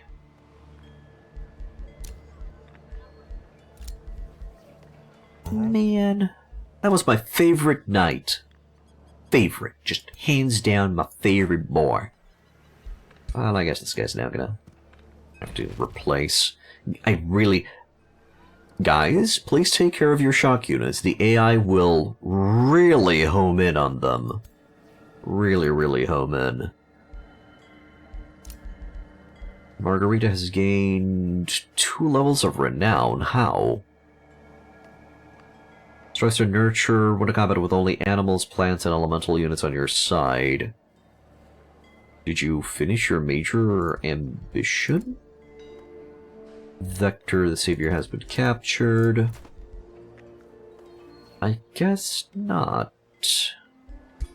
Did some units evolve? I guess those defenders did evolve to Liege Guard. But I don't get it. All of these guys are elementals. Do we have any non-elemental units in the army? Win a combat with only animals, plants, and elemental units on your side. You're all elementals, Harry. What do you mean? Well, we now have Battlefield Restoration. We can now get Adaptive Nature. And I can get Forge Training into Endurance Training now. But yeah, the fact that now we have Battlefield Restoration is going to be incredibly powerful, especially earlier in the stages of the fights. After I get Endurance Training, I'll get Restore into Resurrecting Restoration. Do we have any cleansing effects? Bolster resistance. Affects all friendly units in a hex radius. Reduces the cooldown. While army leader, all units heal for 15 HP. Not really.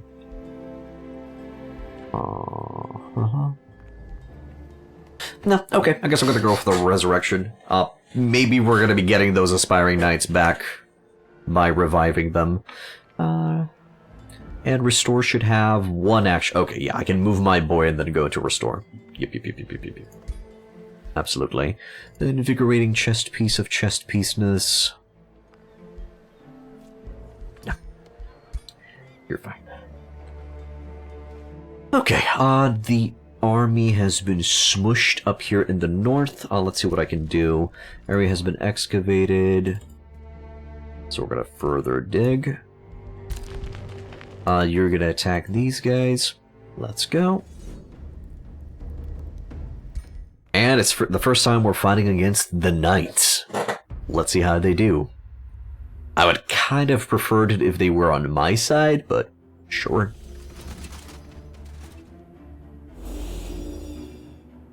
Look at them dudes.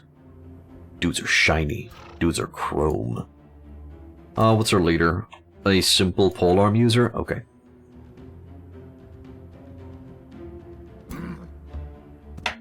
Asperger Knight forward. Actually, no. Asperger Knight back. One step forward. Summon Hanimal. We got a boar. Liege Guard move up. Buff up hero. Geomancer are gonna start bombarding.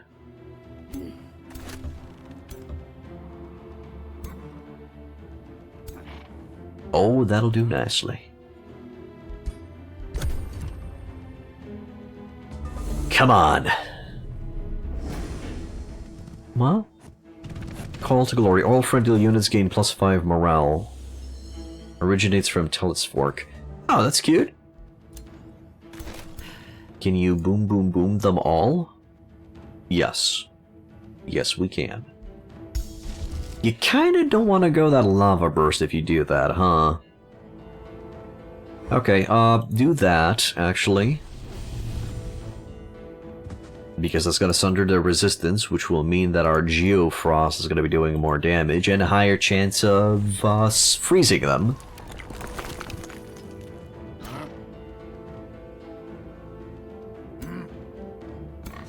I don't think there's a reason for us to move forward here, huh? So we can let them come to us.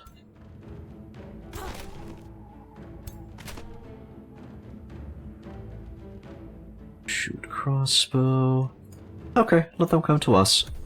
It's not like they have any ranged units. I mean, they have that bannerman and an archer, so meh. No, Piggy, please. Ah, Piggy got hit for 3. 3 damage on Piggy, no. 4 damage on the Geomancer. I guess he's gonna go for a taunt. Oh, you taunted me. Straight into that. God, that sucks. Is that gonna give them enough movement? Okay, to reach just the banner boys. The Liege Guard, not the banner boys. Dust Storm has been resistant, but we did get hit by Blind. Okay. That's fine. My boys are now going on the offensive and just smack the guy in the face. No retaliation, probably because of the slow. What else do I want? Don't think I need Summon Progenitor Golem. Let's wait on that. I'll do this. Didn't freeze that time, huh? Let's focus all in on those knights. Just do deeps. Okay. Boar's gonna crash. Do some damage. And I think... Oh, Liege Guard can't finish off? Really? Come on, you can finish them off, right? Got this. Or you can freeze them. No? Okay. That's sad. I was hoping. I was dreaming of maybe getting them. Do I have to use my archers for that? Oh, actually, a horrible chance to strike in general.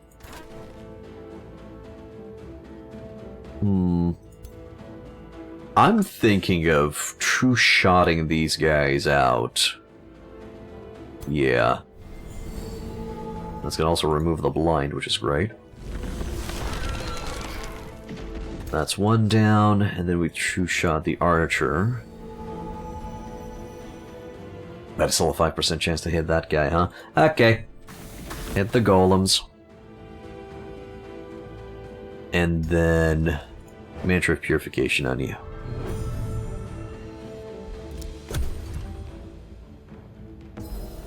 We'll start that off. Oh, my boar's gone. That's gonna take off our retaliation. Ooh, that polearm's gonna just destroy us. Oh no, come on! And the archers are gonna finish it. You... Oh, fuck me. I'm gonna restart that battle. How am I losing these aspirant knights left and right? Well, I guess they got taunted, sure. I'm losing it, man. We got another boar. Liege guard there.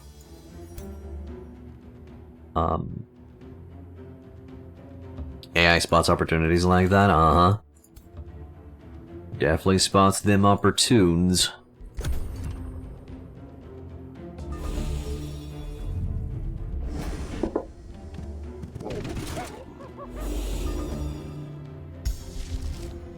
Lava burst. The problem is, if I cast Lava Burst, Geosurge Frost will not do shit. It will just remove the burning off the enemy. That's my problem. Screw it. We'll do it like that. Set the boys on fire. They now have a certain resistance. They're also slowed, so we can just wait and let them come to us. No reason for me to utilize the Geosurge Frost. We can just wait for them to come to us. And that's gonna allow us to maybe do more damage.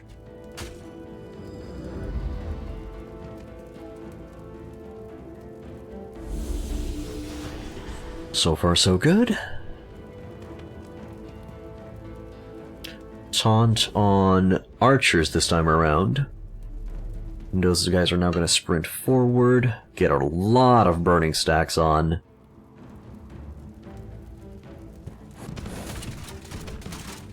Okay. Well, I guess they take some damage for the burning stacks, which is nice. So now I guess I could do this just for damage. Even though it's going to be removing burning. Still going to be slowing them for a lot. And a decent chunk of damage. There. Okay, next up. Take those guys out of defense mode. We fail. I cry. Do that. Move these guys for some damage. Archers have already fired.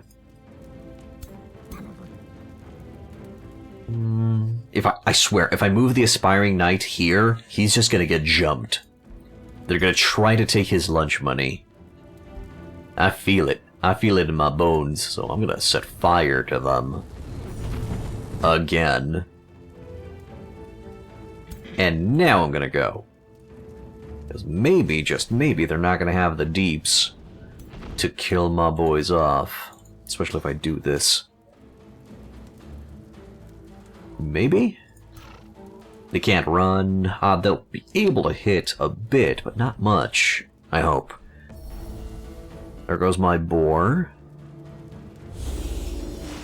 Yeah, going for the knight. Their mounts need to be bigger. I wish the mount size would also scale with the giantness of the race itself. Okay, that releases the knight, and the knight goes for the other knight, of course. Understandable. And, wow, that burn damage. You gotta love it. You gotta love the burn, brothers. Kill you.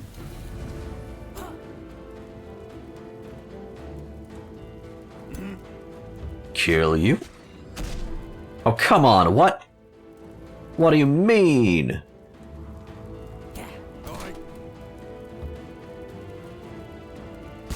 Boop. And then that's her going through the fire and flame. To finish the last enemy. In a sea of burning flames. Okay, a lot better. Also, padded plate. Tier 4 torso that's granting status resistance, HP, and defense. Not a bad tank. But I will cook that. I will cook that down. Oh, no, cancel that. I was looking to cook. So, arsenal. Break the warming. Break the padded. There, and that's going to give me enough to make the big gun. Spirit damage, 20 crit chance, 20 critical hit, and Rune of Power Storm. Good. And as I said, we're going to call it Godhammer. Little bit cheese, but come on, who doesn't enjoy a little bit of Gouda on top of their gun? Remains. Flug has completed his major ambition, which was to just have elementals on his side, so he's now a druid. So Druidy the Druid is now providing 20 extra HP and minus 20 unit upkeep. Beautiful. It's what we want, it's what we need. Do you want a Wand of Blizzard or do you know? Someday, though. Someday you will have a Wand of Blizzard.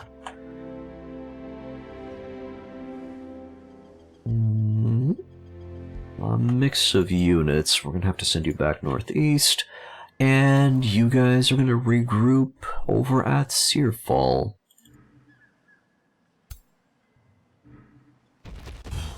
I feel like I should maybe build a road. And then we'll arrange it to troops. Anything coming from the southwest, south? Anything nasty? No, they're going for Nakano. Which is not my vassal city, so I'm fine with it. Probably not mega fine with it, but fine with it.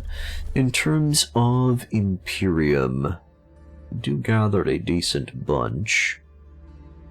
Probably want to improve our vassal states, so they can provide some extra goodies. Vassals gain +1 allegiance level. When first vassalized, and converting conquered cities into vassals takes less time. All your units instantly regain all HP, and they level up. Would that be beneficial right now?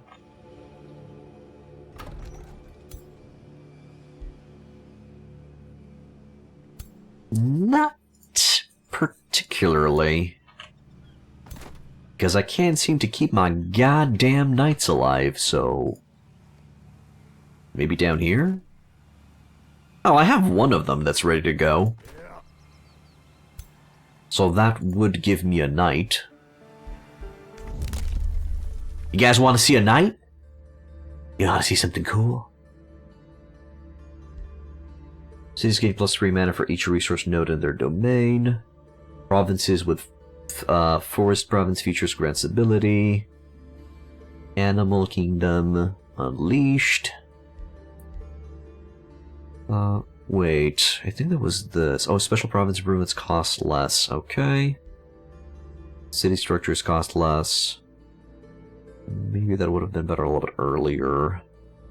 Province improvements grant stability. Mines give mana. I think this would give me a lot more mana. Ah, screw it. Let's level the boys up. Why not? That means now I have The big dog.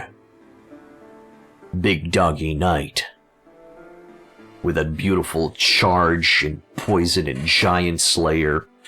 Oh, he's gonna be crumpin' now. He's gonna be crumpin' good. Okay, move northeast. Feel like you could take that out on your lonesome, although they will level up. 2,630.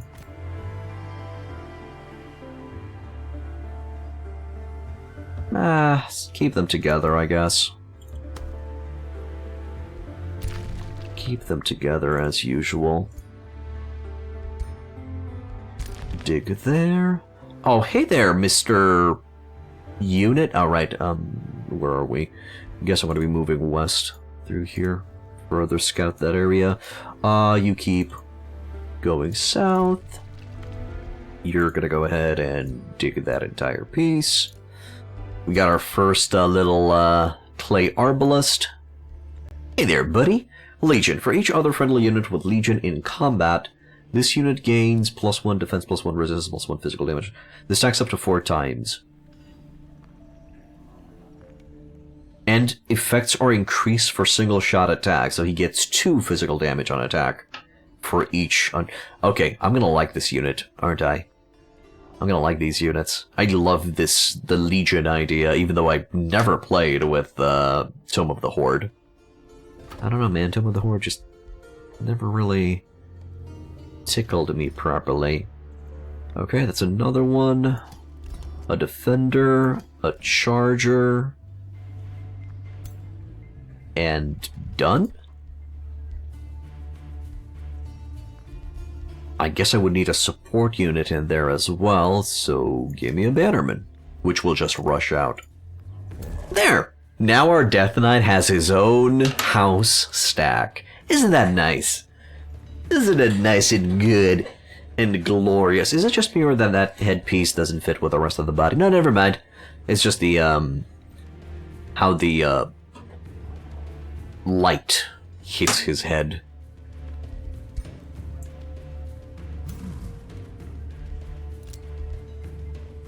Alright, boys. Let's move northeast. Oh, I kind of like their movement, which is rare, as I usually dislike the animations for movement. I keep telling Triumph Studios to just give the animation studio a raise and double it. Just double the team. Make that team big and girthy.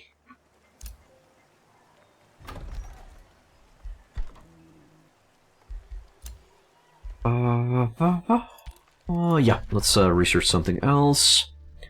What do we want? Don't want Monk, don't want Entwined Thrall, don't want Empowered Beast. Shuffle.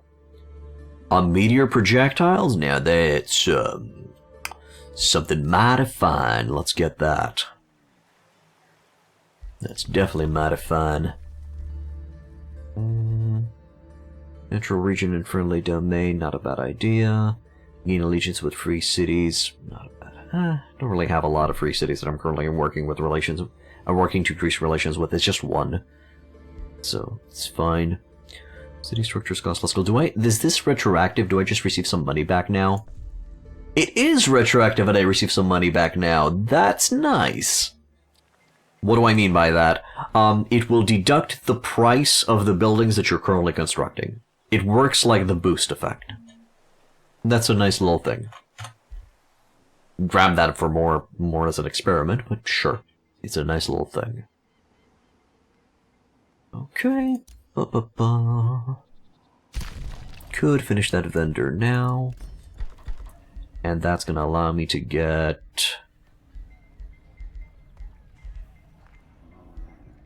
No, don't get Eternal Studies just yet. We don't want to go down that route. Hunting ground not needed. Garden of Affluence not needed. I'll get Eternal Embassy.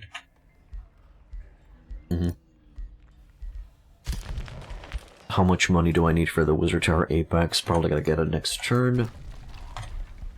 Do I need to cast anything? Dungeon Hazard, just for some damage. Want a defensive spell? Summon Nymphy Nymph of the Nymphs. Well, I guess it's considered a, Oh, wait, no, I didn't want to cast it. Abort. Thank you. I didn't want to cast it, I wanted to check the unit itself.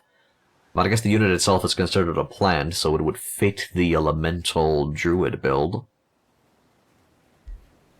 I'm just not going to be able to give them that natural regeneration. Yeah, I'm not going to be able to give them natural regeneration. Not going to grab them just yet.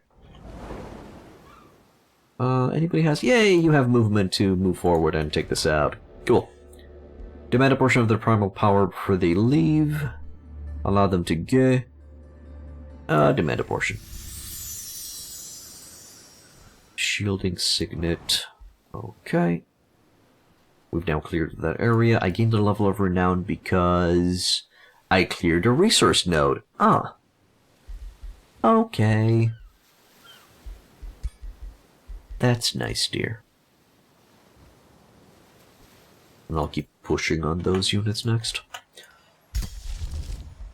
Don't care. And turn. Let's keep going. Next I should march on my enemies to the south, so that's on Seoul and, whatever that name is. Megara. Yeah.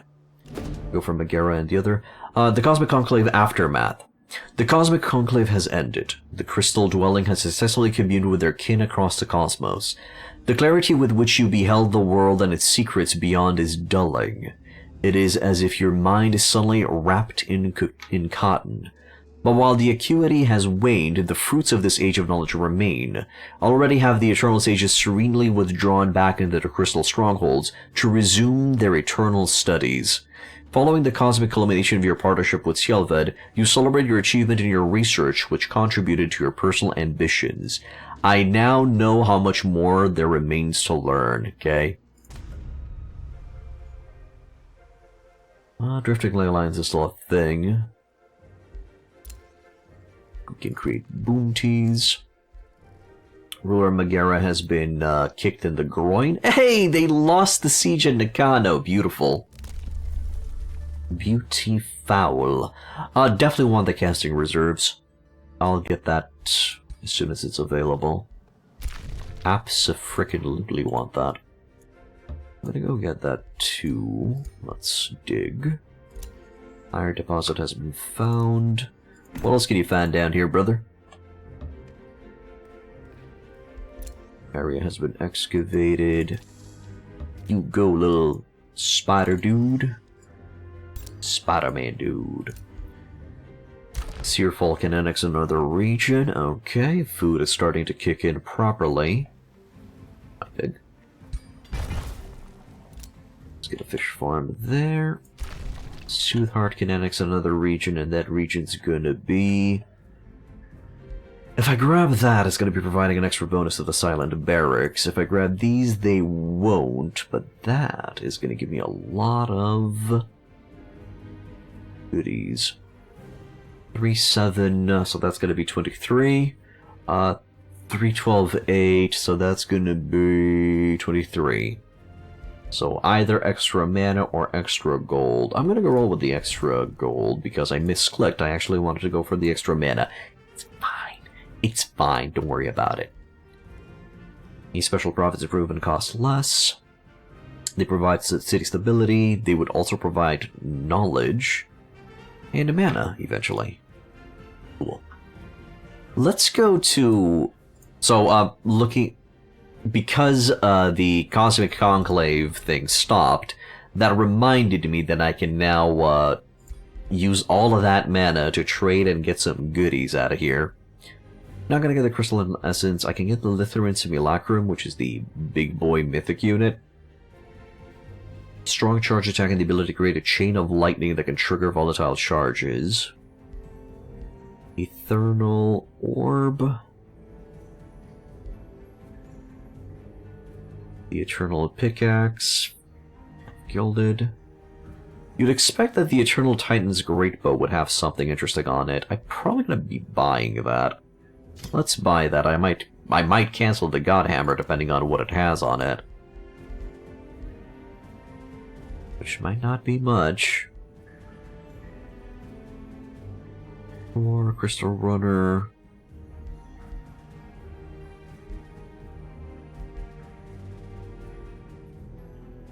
I don't need these. That's...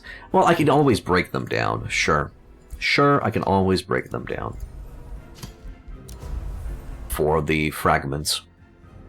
And plus, I wasn't really using a mana anyway. Give me a quest. Ask for... Wait, offer your Eternal Titan's Greatbow for... Nah. Ask for a challenging quest. We will have to kill Frost Dragons. Okay. Works for me. Let me go to you. So let's see that Eternal Litherite Orb. At the start of combat, you summon a Shard Lancer to your side. How long does that Shard Lancer last? Units summoned by this unit gain Volatile Summon. When this unit dies, it deals 8 physical and 8 lightning damage to all adjacent enemy units. Oh, so that would work on the boar, or animal that I would summon. It's cute. 992, increased accuracy, reclaim.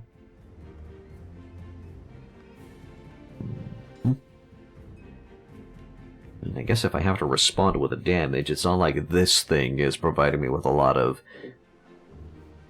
goodies, and this would be a repeating attack. Sure, it's a free unit. It's free real estate, why not? Good. Let's check the other weapons. So you now have the Eternal Shatterblades and the Titan's Greatbow. So the Shatterblades are going to give me both a melee strike and Seeking Shatterblades. So that ignores status resistance, it adds volatile charge. It'll do 15 plus 12, 27, 30 damage. And then Throw Seeking Shatterblade is going to be doing... Whoa. 40 damage. Deal damage to the target unit and another enemy within 3 hexes. It doesn't say that it's providing diminishing returns. That's a huge hit, I'm not gonna lie. Okay. What about the Titan Bow? So the Titan Bow is doing 42 whoa. Wait a second. That's a repeating attack.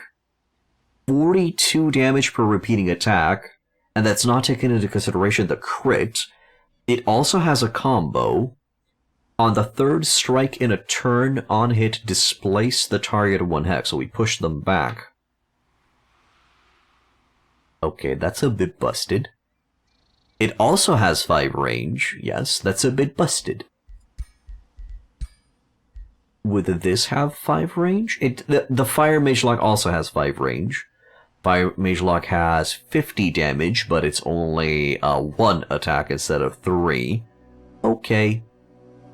It is a lot better than it looks, simply because of that giant throbbing damage. Okay, yeah, you're gonna have that Greatbow now, congratulations. And then with the Eternal Shatterblades, I might break them down. I'll cancel the Mage Gutlock, because, yeah, I'm gonna be refunded for it anyway. I'm not gonna be grabbing an extra Ranger, so that's not gonna happen. I'm not gonna have anybody equip with the Eternal Shatterblades. With that in mind, I am gonna be giving the Eternal Gold Seeker pickaxe to somebody, though. Enemy melee attacks have a 60% chance of becoming Dude! What the fuck? That literally makes you into a golden golem. It's a golden golem on a stick. Crazy. I'm gonna get a Defender Dwarf. If I am to get an extra hero unit, it's gonna be a Defender Dwarf with the Eternal Gold Seeker pickaxe. Abso-friggin-lutely.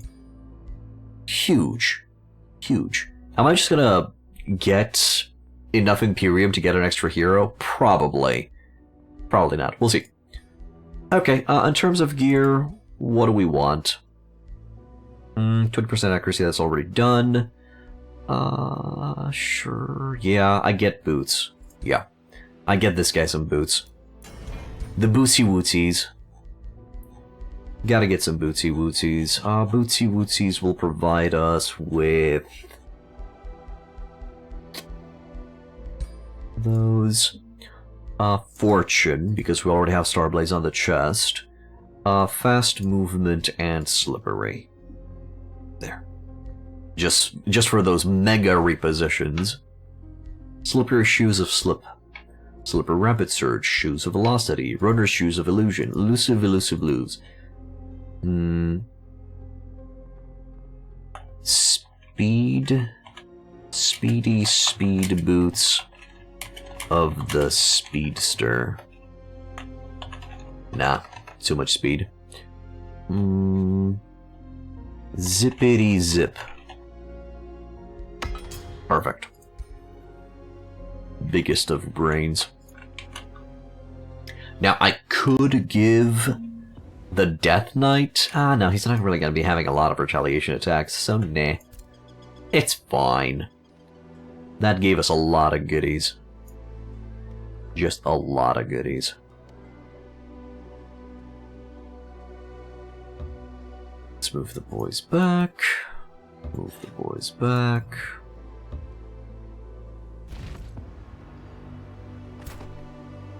And then once you guys meet over at Searsfall, we're gonna divide the forces and decide who's gonna go south to do what.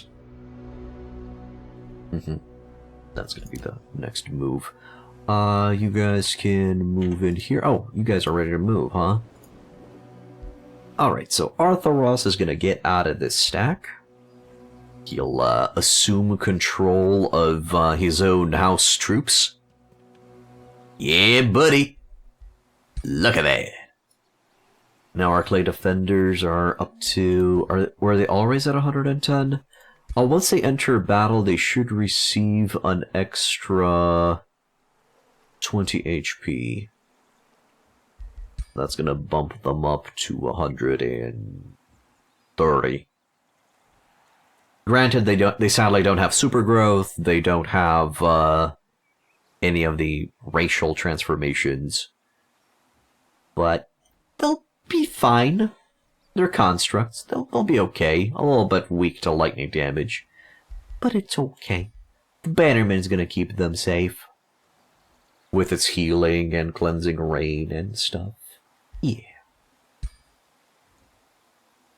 Plus, I just want to see how that stack would look. Oh, right. They do have that Legion effect, right? Oh, that's just providing them with defense resistance and physical damage. Still not bad. So this thing is going to have 9 defense and 9 resistance? A bit gross. Sure. As long as they don't die, the Legion effect will remain. It's on the battlefield. It's not they need to be adjacent or something like that. For each other friendly unit with Legion in combat. Yes. They're also undying, so they're going to come back. So this stack's ready. Then you... I'm planning on forming a stack made out of Lytherin boys. So, bup, bup, bup. Bup, bup. Did not double click. Did not double click. There we go.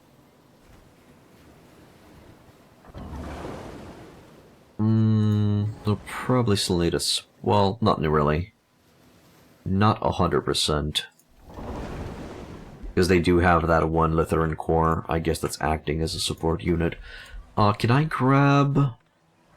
No, can't grab the Lytherin Gemcaster yet. We'll want to add one of those in there. Eternal Embassy. Ooh, requires a lot of cash. Okay. Do I want anybody from this stack up in here? Probably want to replace that archer with something a little bit more hard-hitting, like a... Oh, we do have the transmuter. That's cute. Forgot that I received that transmuter as a reward. Also, I probably want to take this out, right? Forgot that. Those dudes need to go. What would be useful here? It's probably going to be the Aspiring Knight, just because he needs level ups, so sure. And you can move back a bit.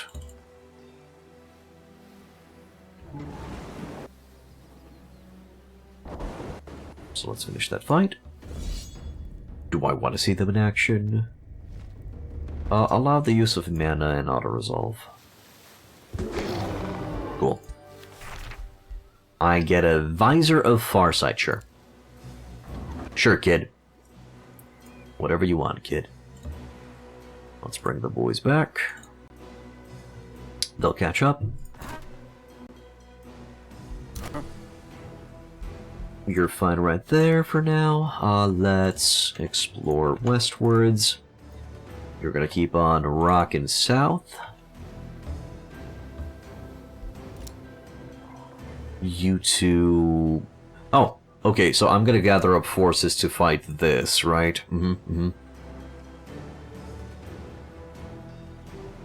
I guess these dudes are just gonna go rock it. Also, the lava burst is gonna be great here. Let them... I've discovered Dragon Teeth Ridge. Okay, I can barely see Dragon Teeth Ridge, but... Province adjacent to this landmark gain gold. The Ancient Draconic Frenzy combat enchantment. So all dragon units gain Frenzy. And a city with 3 provinces adjacent to this landmark will be able to recruit Tier 4 and Tier 5 dragon units. Gazing up at the remnants of what once was a majestic horde, one cannot help but contemplate the dragon that fell here and his destructive rivalry with the giants. See how even the bones seem to still protect its... Oh, okay, never mind. It's literally the dragon spine formation, but it's underground.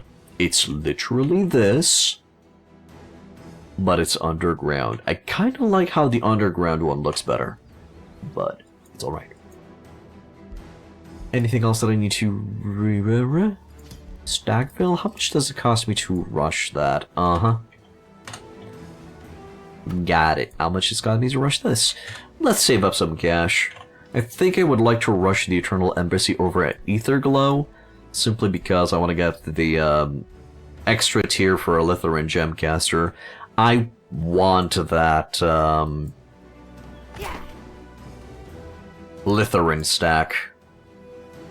Just see how they do, just for flavor purposes.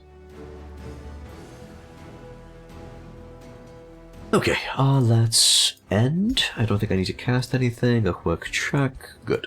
End turn.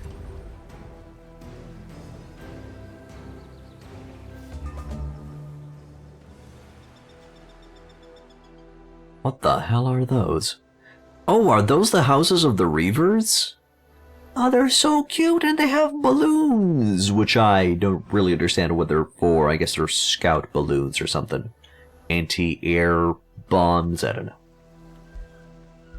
Fireforged stone has been discovered.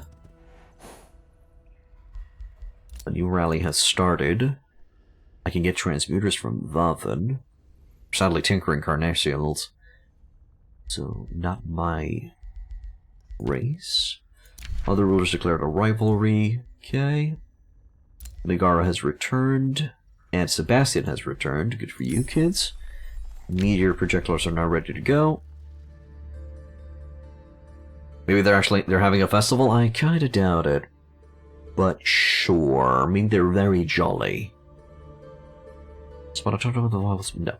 Shuffle. Give me Crucible. Stagville can annex another region. Oh, hello! What the hell is that? I hope they're not planning on sinking their teeth into me.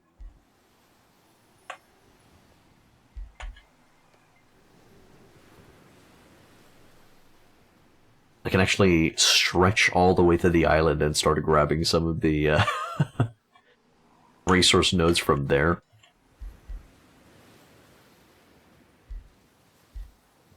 West.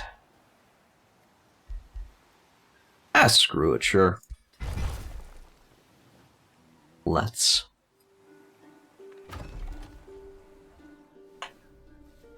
Location has been annexed. We're gonna have to divide my forces up there. Alright, boys, let's gather up. That's as far as you go. Yeah, that Lutheran core is slowing us down a bit. Ever so slightly. Baconia's stack. Hey, Stavoxius. How far does it go expanding your empire area? Let me see. So it's 2 tiles plus 1 for each town hall. So the town hall is providing us with 2 tiles. 3 with castle, 4 with citadel, 5 with grand estate. And then besides that, I also grabbed expansive reach for another +2, so 7 tiles or 7 provinces range. That's how far I can expand. You can also further increase your expansion range by grabbing some other Imperium or other spells or other stuff. Yep. I try to reach as far as I can. Okay, so the cool thing about this battle is now we have 3 unique stacks. No building tall in this game? Oh, you can absolutely build tall. What do you mean? If you want to build tall, you can go with 3 cities. 3 cities, I would say, is the minimum requirement for you to have a successful empire. You can also go for kind of like a balance between tall and wide with 5 cities.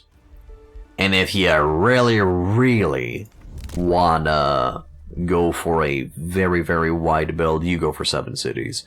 But it's a bit gross.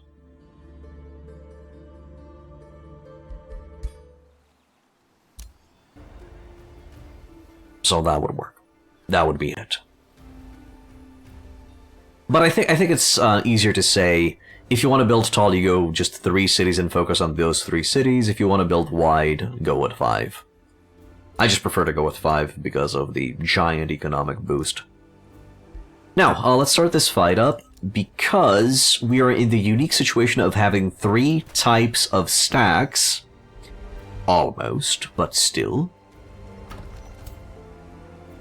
And those 3 types of stacks are a feudal stack with Baconia, a clay stack with our Death Knight, and a litharine stack with our Shard Boys. Hey, Krepny. It's beautiful. It's glorious. True, economy likes more cities, but it also comes with more managing, especially in the beginning. I like it. I like managing. I'm okay with it. It's fine.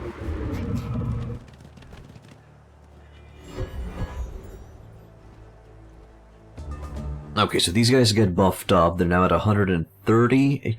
Oh, look at that. They're only at 3 stacks of Legion. I see. So it doesn't take into consideration the unit itself when it's counting the Legion stacks. Got it. So the maximum amount of stats you can get from Legion is if you have 5 clay soldiers in a battlefield. Got it. Okay, that changes things a bit, but not by much. Probably gonna move back, right? We're looking to cast some spells here, so how far back can we move this?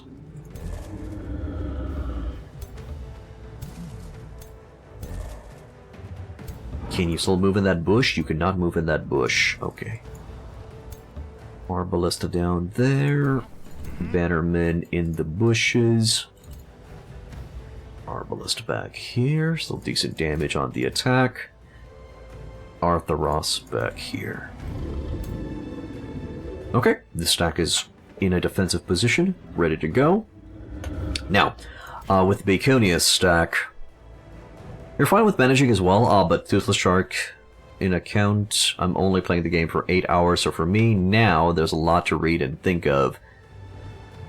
Yep, no problem. It's a fun game. Take your time with it. Try to defeat the decision paralysis demon by going for it. By trial and error. By going, okay, I want to activate this because it's cool. Oh, it doesn't work that way because this unit is this and this unit is that. And then it's fine because you're going to learn for next time. But you gotta go with the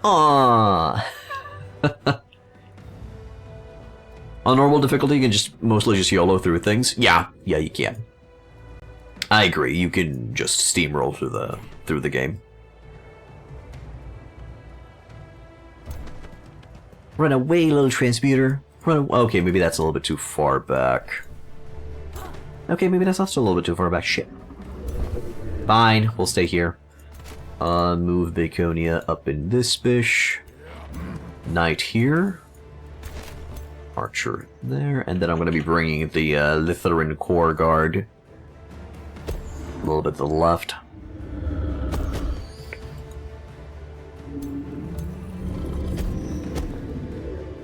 There.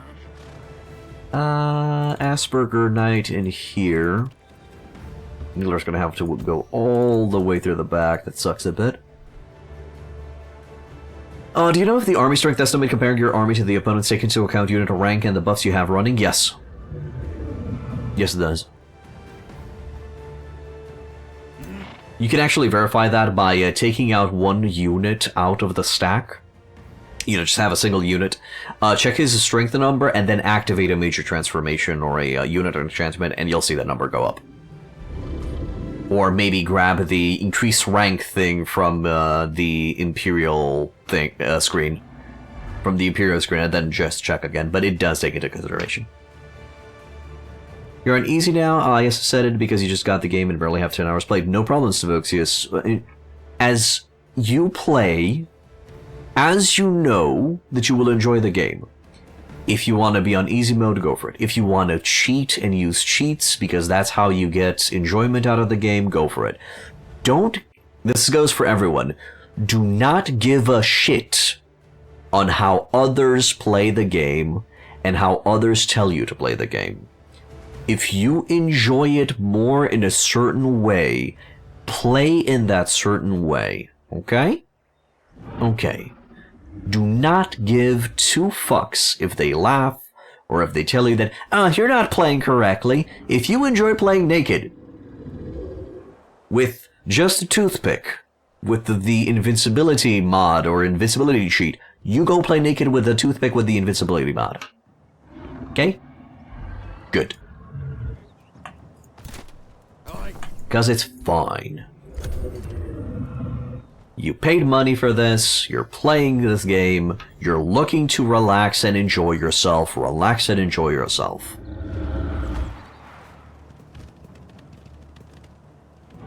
I agree, just play the game whichever way the game is the most fun for you. Exactly.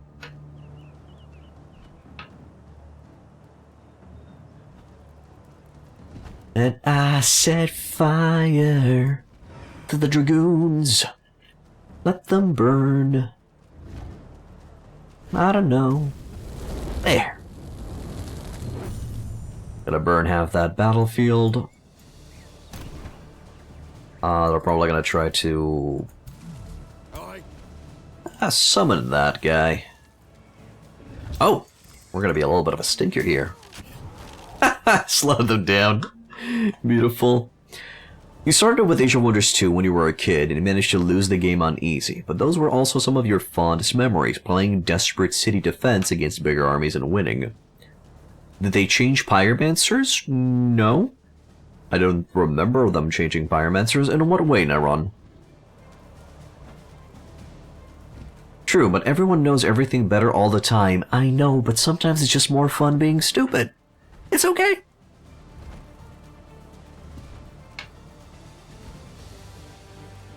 It kind of reminds me of a Randowitz comic where somebody was doing something retarded, and their friends were like, "Why are you doing it like that? Don't you know that that's bad and incorrect?" And his response was amazing. His response was, "So? You don't need anything more." Their E used to leave a burning ground, but now I don't think it had it, and our heroes like mages and spellblades also do not leave it. It's fine. I don't know, Neron. I don't know, they might have modified it. You might want to check the patch notes. Maybe they get that back on a champion rank? Maybe. Might want to check the patch notes again. And the rank description. Cool. Let's slap you in here. I'm actually going to move everybody one step to the left, even though it's going to be risking a big boy retaliation from the Dragonos. That'll do. Those Aspirant Knights are a little bit... They don't have a way to move forward, but it's okay. The enemy tends to really go for them. What do we do with the Transmuter? Sunder defense, and if successful, everybody around me will bolster. Cool, we'll wait for the enemy to come to us. No range on the clay. If these guys become champions, did they receive an extra range? Eagle Eye, yes. They receive extra range, beautiful. Okay, and turn, right. Nothing else to do. I could rush in there. Nah. End turn. Let them come to us. Let them scour because of the fire. You missed. You missed again. Okay, you didn't miss, but it didn't affect me. Okay, maybe it made me slow. It's fine. They're now gonna focus on my summoned unit. Oh no. Not me summoned unit. That only lasts for 3 turns. Anything but my summoned unit that only lasts for 3 turns.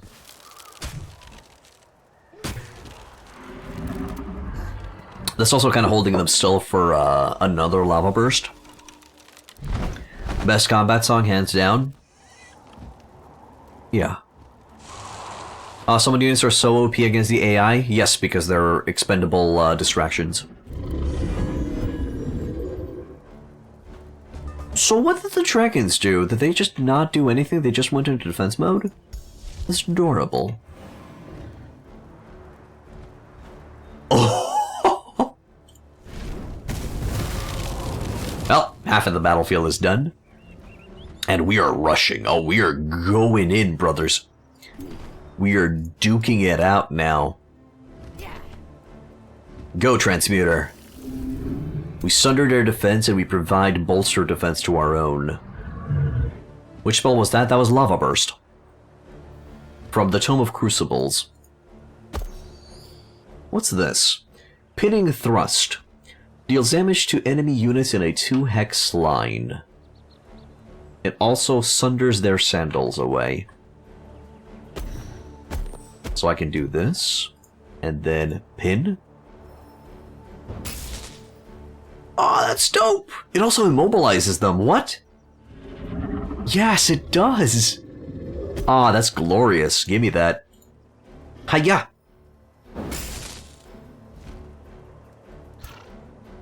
And the cool thing is, I can do it from this side as well. Hiya!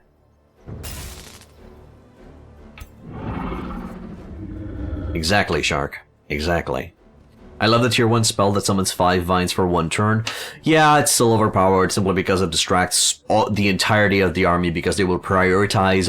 The AI prioritizes on either dealing as much damage or outright killing a unit. And they do take into consideration summoned units for that calculation. Oh, the Lytheran Cord now has Cleansing Rain. That's pretty good.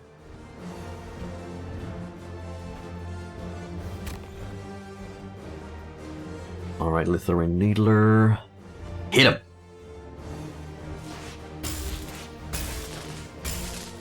Good stuff. This is what you liked about playing Necromancer. Death Knight and a Ritualist can make so many decoys that your normal units almost never get hit. Yep, it's a good strategy. It's a viable stratagem. Hiya! Good. Do I just rush in there and kill that guy because it's a guaranteed kill? Or maybe I just risk getting a crit, baby? Come on! It's a crit! I was expecting that to be lame, but it wasn't. The knights are going to be able to do the big boy deeps. Do I just move in here? I think so, but I crash into the dragon. Okay, next. Mr. Archer? It's a big target. I don't think you can miss. I mean, it's gonna prove me wrong, but... Oh, look at that. He missed. Half of an attack. Benny the Bannerman... Sure. I'm assuming, yep, Transmuter already used their turn. Baconia is now gonna go and just outright murk a dragon.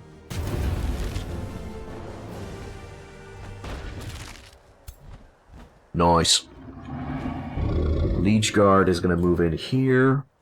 And... I think we'll actually provide defensive stats for those around us. Yeah. That'll do. My chargers won't be able to reach. I'm not exactly sure how good of a reach the Clay Arbalist will have. Sure, let's try it out. We're gonna spread the boys out.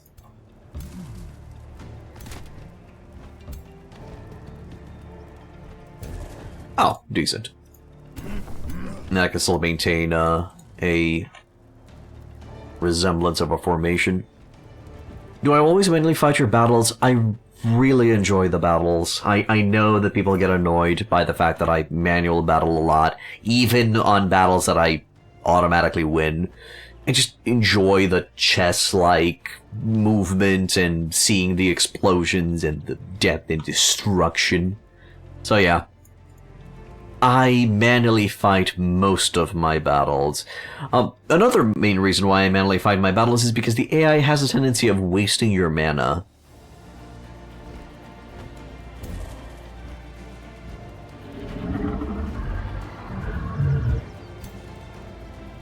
I can still move one further tile ahead, so let's see. Straight Merc. We're gonna go defense mode for that Bannerman. This Clay Arbalist is gonna shoot the Dragono and do a crit. Defender's gonna defend. Mr. Spooky Spook, the Icemancer, is gonna go and give that guy a hug. Well, actually, it's a spider, but sure, not an Icemancer. This thing should burn down. That thing should burn down as well, but it will probably do a decent amount of damage. Now that I'm thinking about it. Yeah, this is a single entity unit. Ooh, Breath Attack. Which throws my Lancer, but... Ooh, Baconia doesn't give a fuck. She respawns. The Ice Spider is still being an MVP. Flank attack on the Knight. Wow, that Knight is just shrugging things off.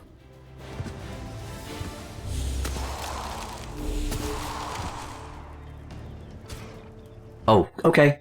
Boop. Just deleted the thing.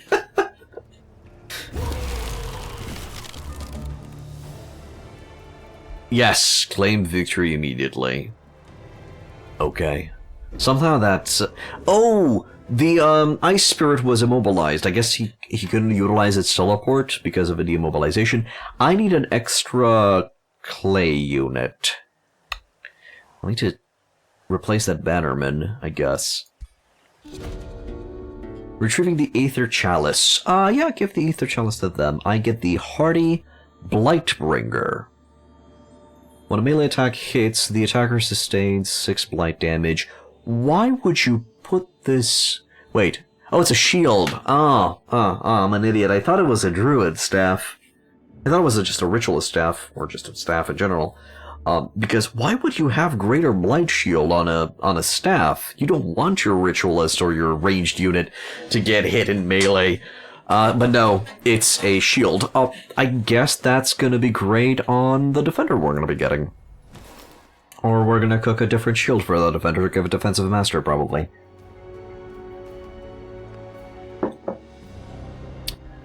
Good. Good. You like the expansion and building part of the game more, and amassing all the ancient wonders? Yes. It's quite enjoyable. I'm actually going to say this. I do not recommend the build I'm doing if you're planning on going for a maximum HP regen build. I actually recommend you to go for Draconic Transformation, because you get natural regeneration at Tome Tier 3 instead of Tier 5, as we're currently going for Materium.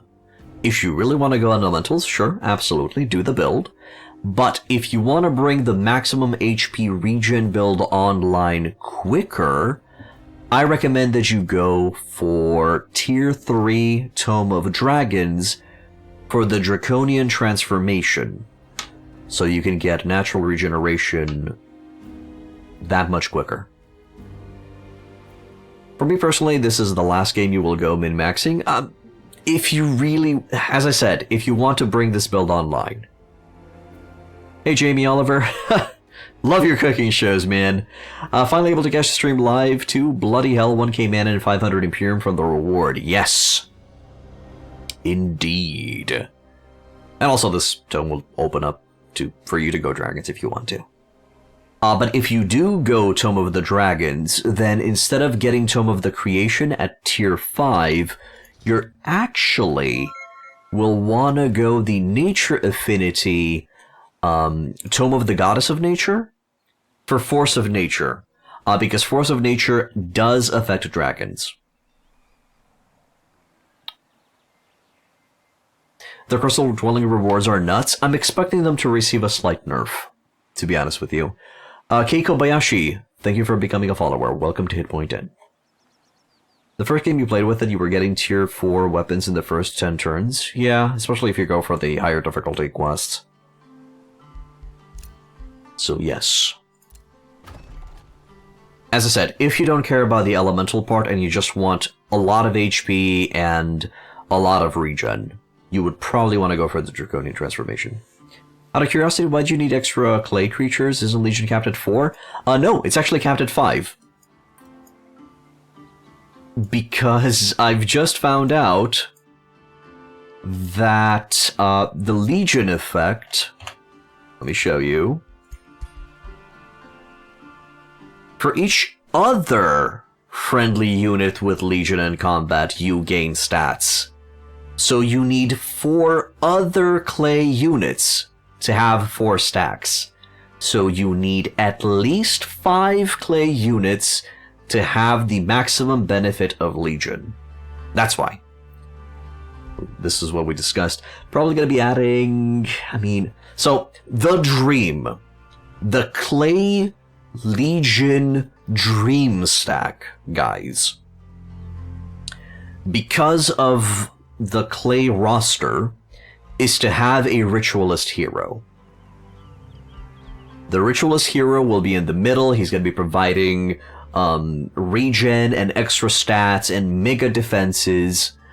And then you'll have 1 clay defender or 2 clay defenders, 1 clay charger or 2 clay chargers if you only have 1 clay defender, and then 2 clay arbalists with the Ritualist hero in the middle. That, from the looks of it, is the dream clay stack.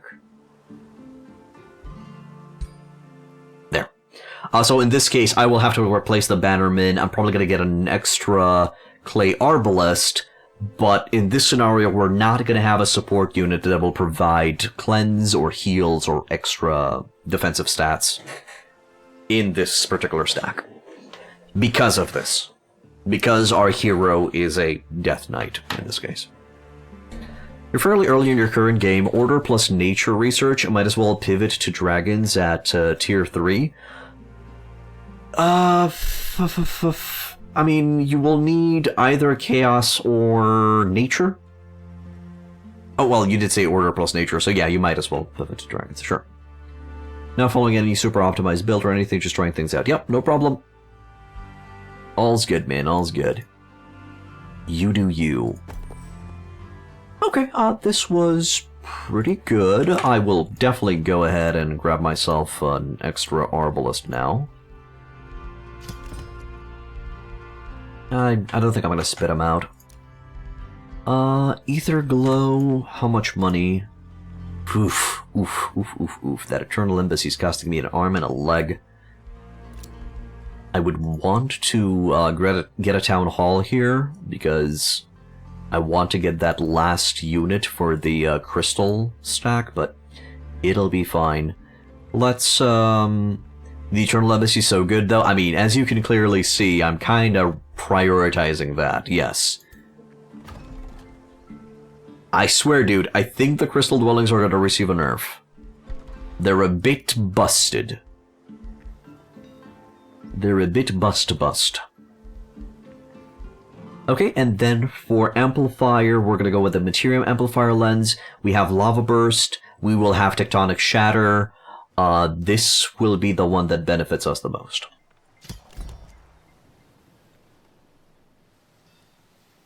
Maybe the quests just need to be a bit harder. I don't know. Even the difficult quest never really gave you a lot of difficulty. Maybe they should increase the difficulty of the quests in general. I'm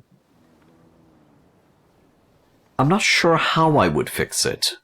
I would probably nerf the rewards a little bit.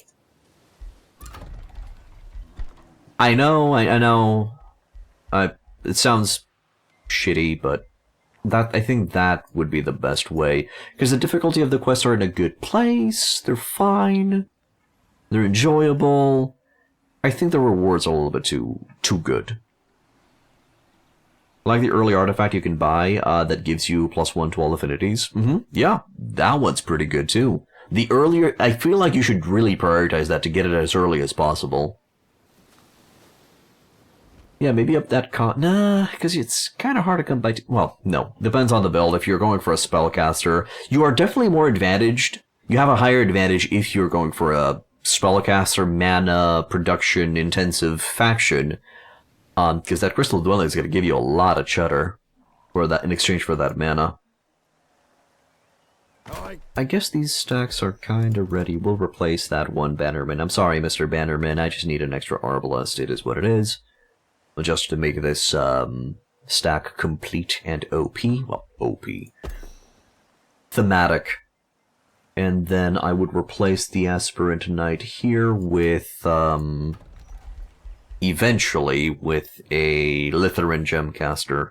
And eventually I'll replace one of the, Shard Lancers with a Simulacrum.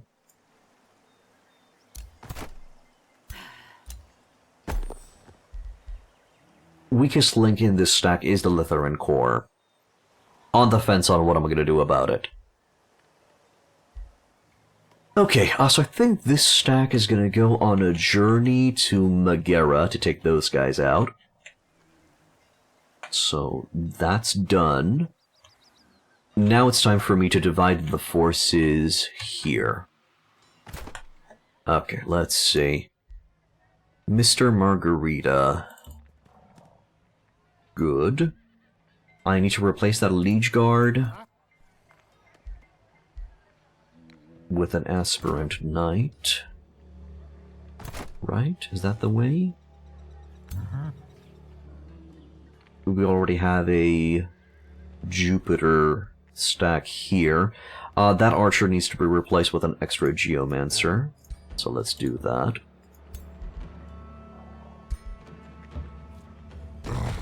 Good. So our king's stack is ready. I'll just place them around the teleporter. Who's ready to go and who's not. Then... my boy Flug will not have his own, house stack. Probably will not have one at all. This requires an extra... Do we still have Geomancers rolling? Oh, you have 2 Geomancers. Okay, you get to keep those Geomancers, that's fine. Maybe Divide. You don't have a Cleanser here. Okay. This Geomancer goes into... this stack. We take out one of the archers. And we add... a knight in here? It would be too much to have an extra leech guard, so give me that aspirant knight. Okay, so he's ready to go. The Geomancer's a little bit on the fence, but as long as they participate in the same battle as the king, the Geomancer's still going to be receiving the benefits. So that's done. And then our ranger... Right now you're a cat faction with curses and electric attacks, you really like it. Not your favorite style, but you're having fun and enjoying to learn the game. Okay, cat faction with curse and electric attacks. That sounds either like a mystic culture or a dark culture. I'm gonna lean more towards a mystic culture, and the curses is coming from a mage. Will become as good as you one day? Aww. Thanks. You're absolutely. As long as you play the game and you practice, you'll be better than me. You'll be absolutely 100% better than me. Don't worry about it. Weak link in here would be the archer. But I don't really have any replacements.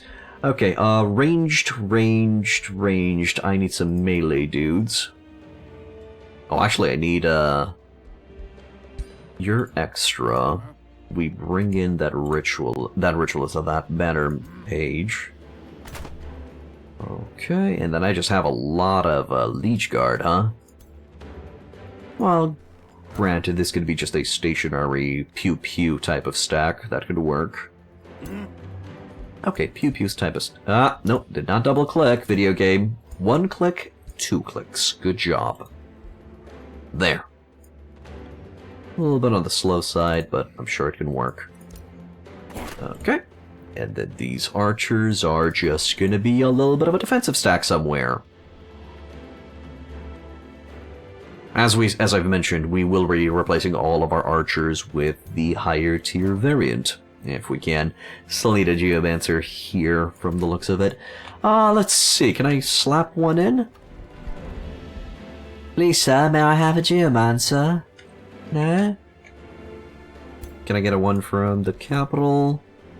I can get one soon.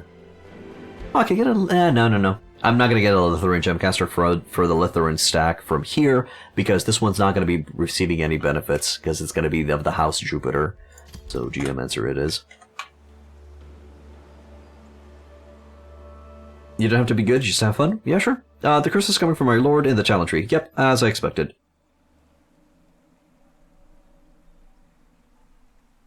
Now remember to add the curse before you hit them with the electricity. Because the curse provides a Sunder resistance, which will increase the damage of all subsequent spells. Alright. This stack will now wait here for a turn, and then we're going to teleport them where they're needed. If I am to move you guys all the way to Seoul, where would be the way? So you're going to teleport back here. Got it. We will do so. And now we have our offensive stack nicely, neatly organized. And our defensive stack, which I'm also going to be sending on offense, nicely, neatly organized. These guys still need work, but they'll do just fine. Probably gonna be sending them across the sea. It's gonna be faster than sending them through the underground.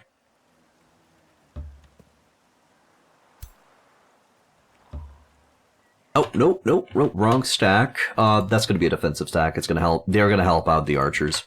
This is the stack that I want to bring forward. Speaking of, give me that arbalist now, since we have the extra cash. There we go. Ready. Any buildings that I wish to rush? How much does it cost me to rush this? Nothing. Well, it's costing me too much, is what I'm saying. So I'm going to leave that. I don't think I need to spread out any more rivers here. So I'll deactivate these. It's not going to deactivate the rivers, right? Every turn the surface province loses. Okay, yeah. It's not going to. That's fine. Our scoots are going to keep on scooting.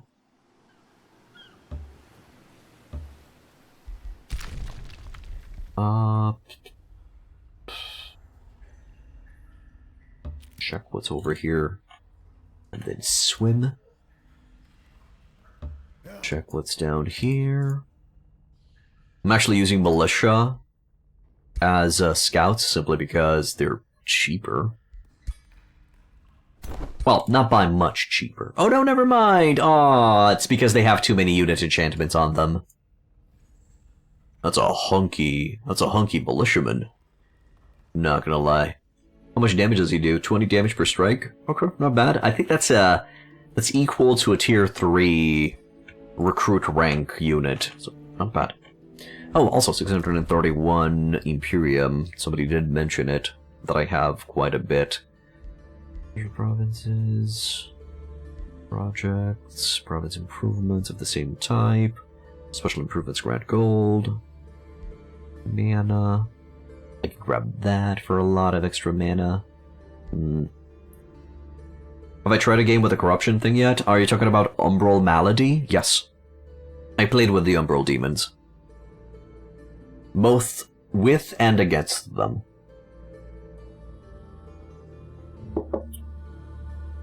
If you're fighting against them, what I recommend you do is that if there are regions that allow you to go into the Umbral Realm, in those Umbral Realms you will sometimes find black pearls. Annex a region with black pearls as soon as possible, because that is going to allow you to create trinkets that provide Umbral Malady immunity to your entire army, thus rendering the Umbral Malady region completely harmless to you.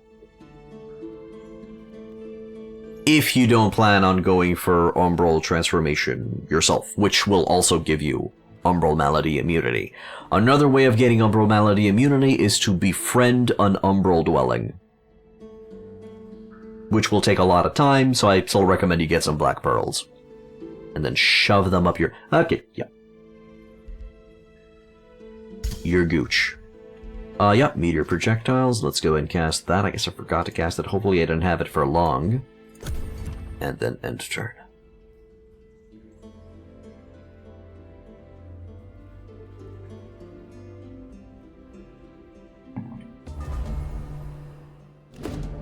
Yes. The drifting ley lines aftermath. Having strayed far from their original alignment, the drift of the ley lines is slowing down. Astral stability is re-emerging. Spells are less volatile, and the empowered tether that ethereal beings share to the astral energies is severed. Yet the susceptibility to electrifying magics did not dissipate from your troops. Centuries shall pass before the ley line's drifting fully halts. Until then, all must suffer the unpredictable shape of magic. Okay. Telesphoric is sending a war party. That's great. I have no idea where that's going to be appearing from, but we will have a defensive stack to help with that. First time you cleared one of the gold Umbral spawners, you were surprised by the amount of stuff you got from it. Oh yeah, the Umbral region is a high-risk, high-reward region. if you're going to be delving in there, you're going to be, and survive and win, you're going to be rewarded substantially. That's the idea. It's a very dangerous area, but you're going to be getting a lot of gold and loot and equipment and goodies from it. Come to think of it, you never played a game with Umbral Infestation Realm trait? Sometimes you had enemy Godir being Umbral, or some rare infestation being Umbral, but that's it. Sure, give it a shot. It's very fun to go Tome of Cleansing Flame against Umbral demons. I do recommend you getting some fire spells against Umbral demons.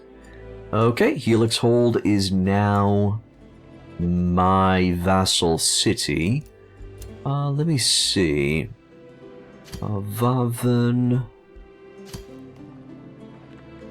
Sulville... can I get an extra... I can. Get an extra Whispering Stone. There. Umbral Infestations are so rich? Yep. As I was explaining. Destroying Infestation, conquering Free City grants extra relations. Movement cost for friendly units in your domain is reduced. That's good. I was thinking getting Necro. Necromancers can heal their undead troops in stacks quite cheaply, so it can offset HP loss on Umbral terrain. Sure, it's not really going to be eliminating it completely. I don't know if you can regenerate HP on Umbral terrain at all. I'm not sure if it just nullifies the entire thing. You'll have to check.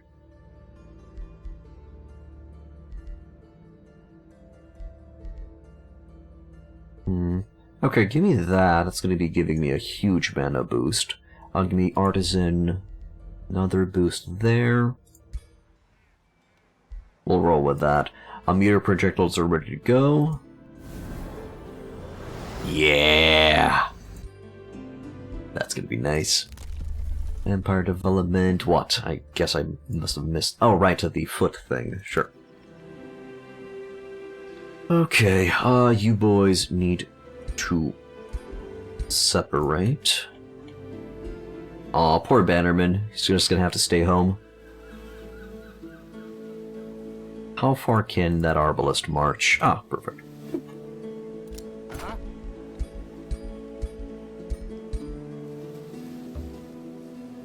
Good. And now we have Maximum Legion. This dude is just gonna probably stay home and cry. You boys are gonna stay home and cry as well. This is gonna be considered just a garrison force. And you boys are gonna teleport back to the capital. There we go. I don't think natural regeneration works on Umbral terrain. Necros have restore undead army that costs 20 map cast points. Oh yeah, absolutely, you can do that. Now I remember what you're saying. Yes, you can absolutely do any cast of that. You can spam that shit. Quite cheap, indeed. Okay, you boys are gonna hit the road. Ooh, good road. So on our march towards Seoul, huh? Do we have any enemies on the way? Free cities that are at war with us. So...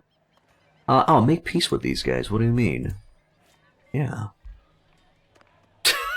Make peace with them. It's fine. Bronzegate, Nikana... Okay, so we don't have any, enemies on the way. We're just gonna have ourselves a leisurely stroll down the map. Anybody who has less than 32 movement? No. Good. Also gonna be decent at, hauling ass.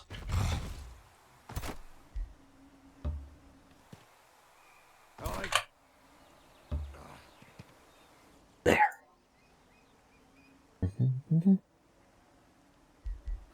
War has ended. Yay! No more war. Epoch is gone. These dudes are just gonna act as a defense stack. Oh, right, you dudes are gonna be following these guys. Oh, I kind of forgot to keep that Imperium growing for an extra hero. That would have been nice.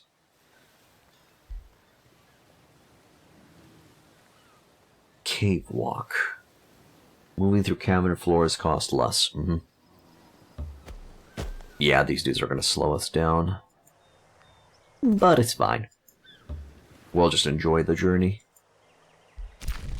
Scooty the Scoot, move down here. Scouty. Ooh, big boy city here, huh? Don't see it yet. Keep on traveling south. You check what's over here in the northwest. Dead end. We'll go this way next. Diggables! Stay. And done. Next turn we're gonna have that beautiful, cast. End of turn. Hey, BB. An Indonesian giant stubbed his foot on a volcano. The Krakatoa. Good day to you too, man. And goodbye, you're banned forever for that joke. I'm kidding. It's alright.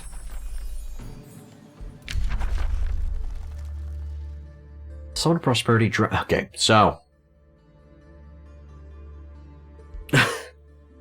I guess if you really want an upgrade for your Bannerman, you can get a Prosperity Dragon. We need a bad joke every week minimum, or no jokes are good anymore. But I'm a joke. No, I'm kidding. Okay, sure, yeah. For this such a long time, that's like more than a week. I know, Crepney, it's crazy.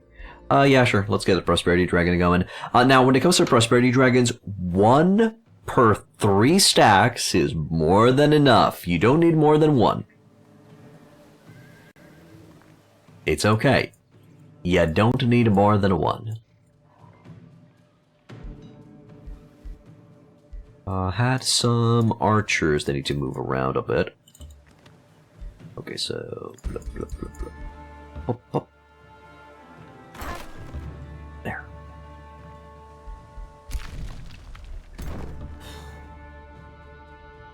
Nothing down here. Okay. You just gonna annex another region. Beautiful. Dredgy. The dredgery. What does the dragon do? He gives love. The Prosperity Dragon provides a battlefield-wide buff to your armies. He will give you... let's see. Oh wait, the Prosperity Dragon doesn't appear here in the order section? Really? Is it in nature? No. Okay, I guess I'm gonna go to Wildlife Dragons then. There. So, the Prosperity Dragon. Besides the fact that he has a very long range attack that will force the enemy to come to you, he also has Reign of Prosperity. All friendly units on the battlefield, thus me saying that you just need 1 per 3 stacks, gain Grace, and they cleanse 1 negative. Besides that, you also have Bestow Mask of Prosperity. A link to target friendly unit, damage sustained by the linked unit is transferred to your dragon, and at the start of each turn, this unit and the linked unit gain Grace, so a very powerful HP battery. But Grace is a reactive... think of it as a damage reduction ability. Each time you get hit, they gain 10 temporary HP back. So practically, you're deducting 10 damage off of any attack that you're going to be receiving. It stacks up to 3 times, so you will be able to mitigate 3 attacks. And, no, I wouldn't call it reactive regen. No, it's just damage mitigation. Just reduce 10 damage from the enemy's attack, practically. So that's powerful. How I use Prosperity Dragons is I Reign of Prosperity, then I Radiant Spike, then Reign of Prosperity, then Radiant Spike, and so on and so forth, because this thing has a 1-turn cooldown. It's nuts. I have not found a situation where I needed Bestow Mask of Prosperity, but it has a decent amount of range, and you can save a unit's life with it. Because the Prosperity Dragon has a decent amount of HP. So yeah, it's good. It's good. If you really, really want the ultimate support unit in your army, get that Prosperity Dragon going.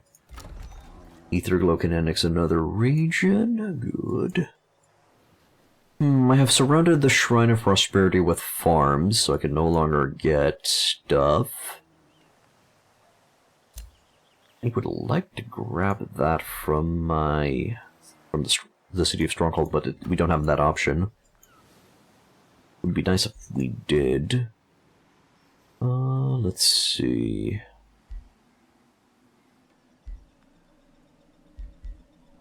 No, it's just beneficial for me to get even more, water tiles. Yeah. Just water tile it up. Let's go fish farm here.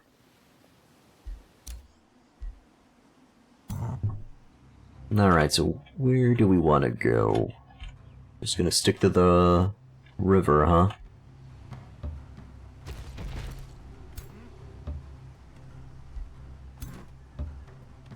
So why are we sticking to the river? It's because we have the expert sailors. And I only recommend this if you're playing Storm Giants. Because Storm Giants benefit from having territories that are covered in rivers.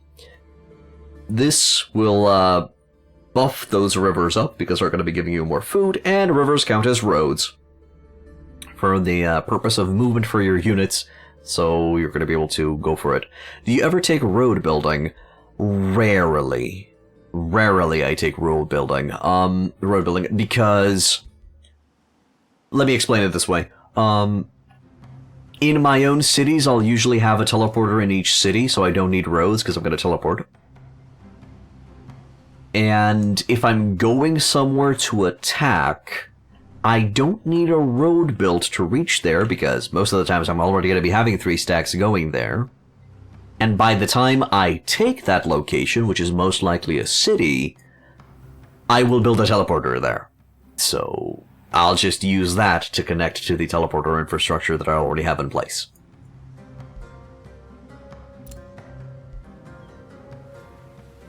Understood? But what about before you get teleporters? It just doesn't come in handy. The threats are so close that I don't need to build roads there. Teleporters are... You'll receive access to teleporters quite early. It just doesn't warrant roads. But for RP purposes, absolutely go for roads. You always take expert sailors. Food buff alone is worth it. Speed to river travel is great as well. Just be careful, there are maps that just don't have any rivers. Nor sea. So, yeah.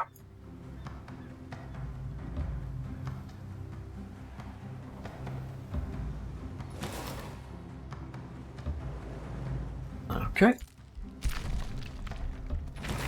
We got a butcher ogre, guys! It's a baby giant! Yeah. I don't need it. Oh, we found the capital of another one of the players.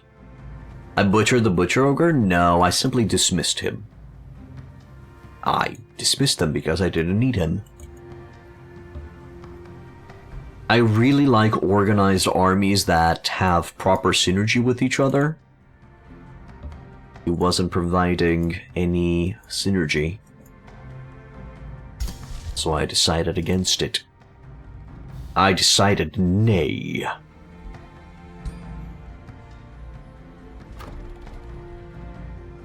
They say all babies are cute. Not saying it's not true, but if that was a baby giant... Damn.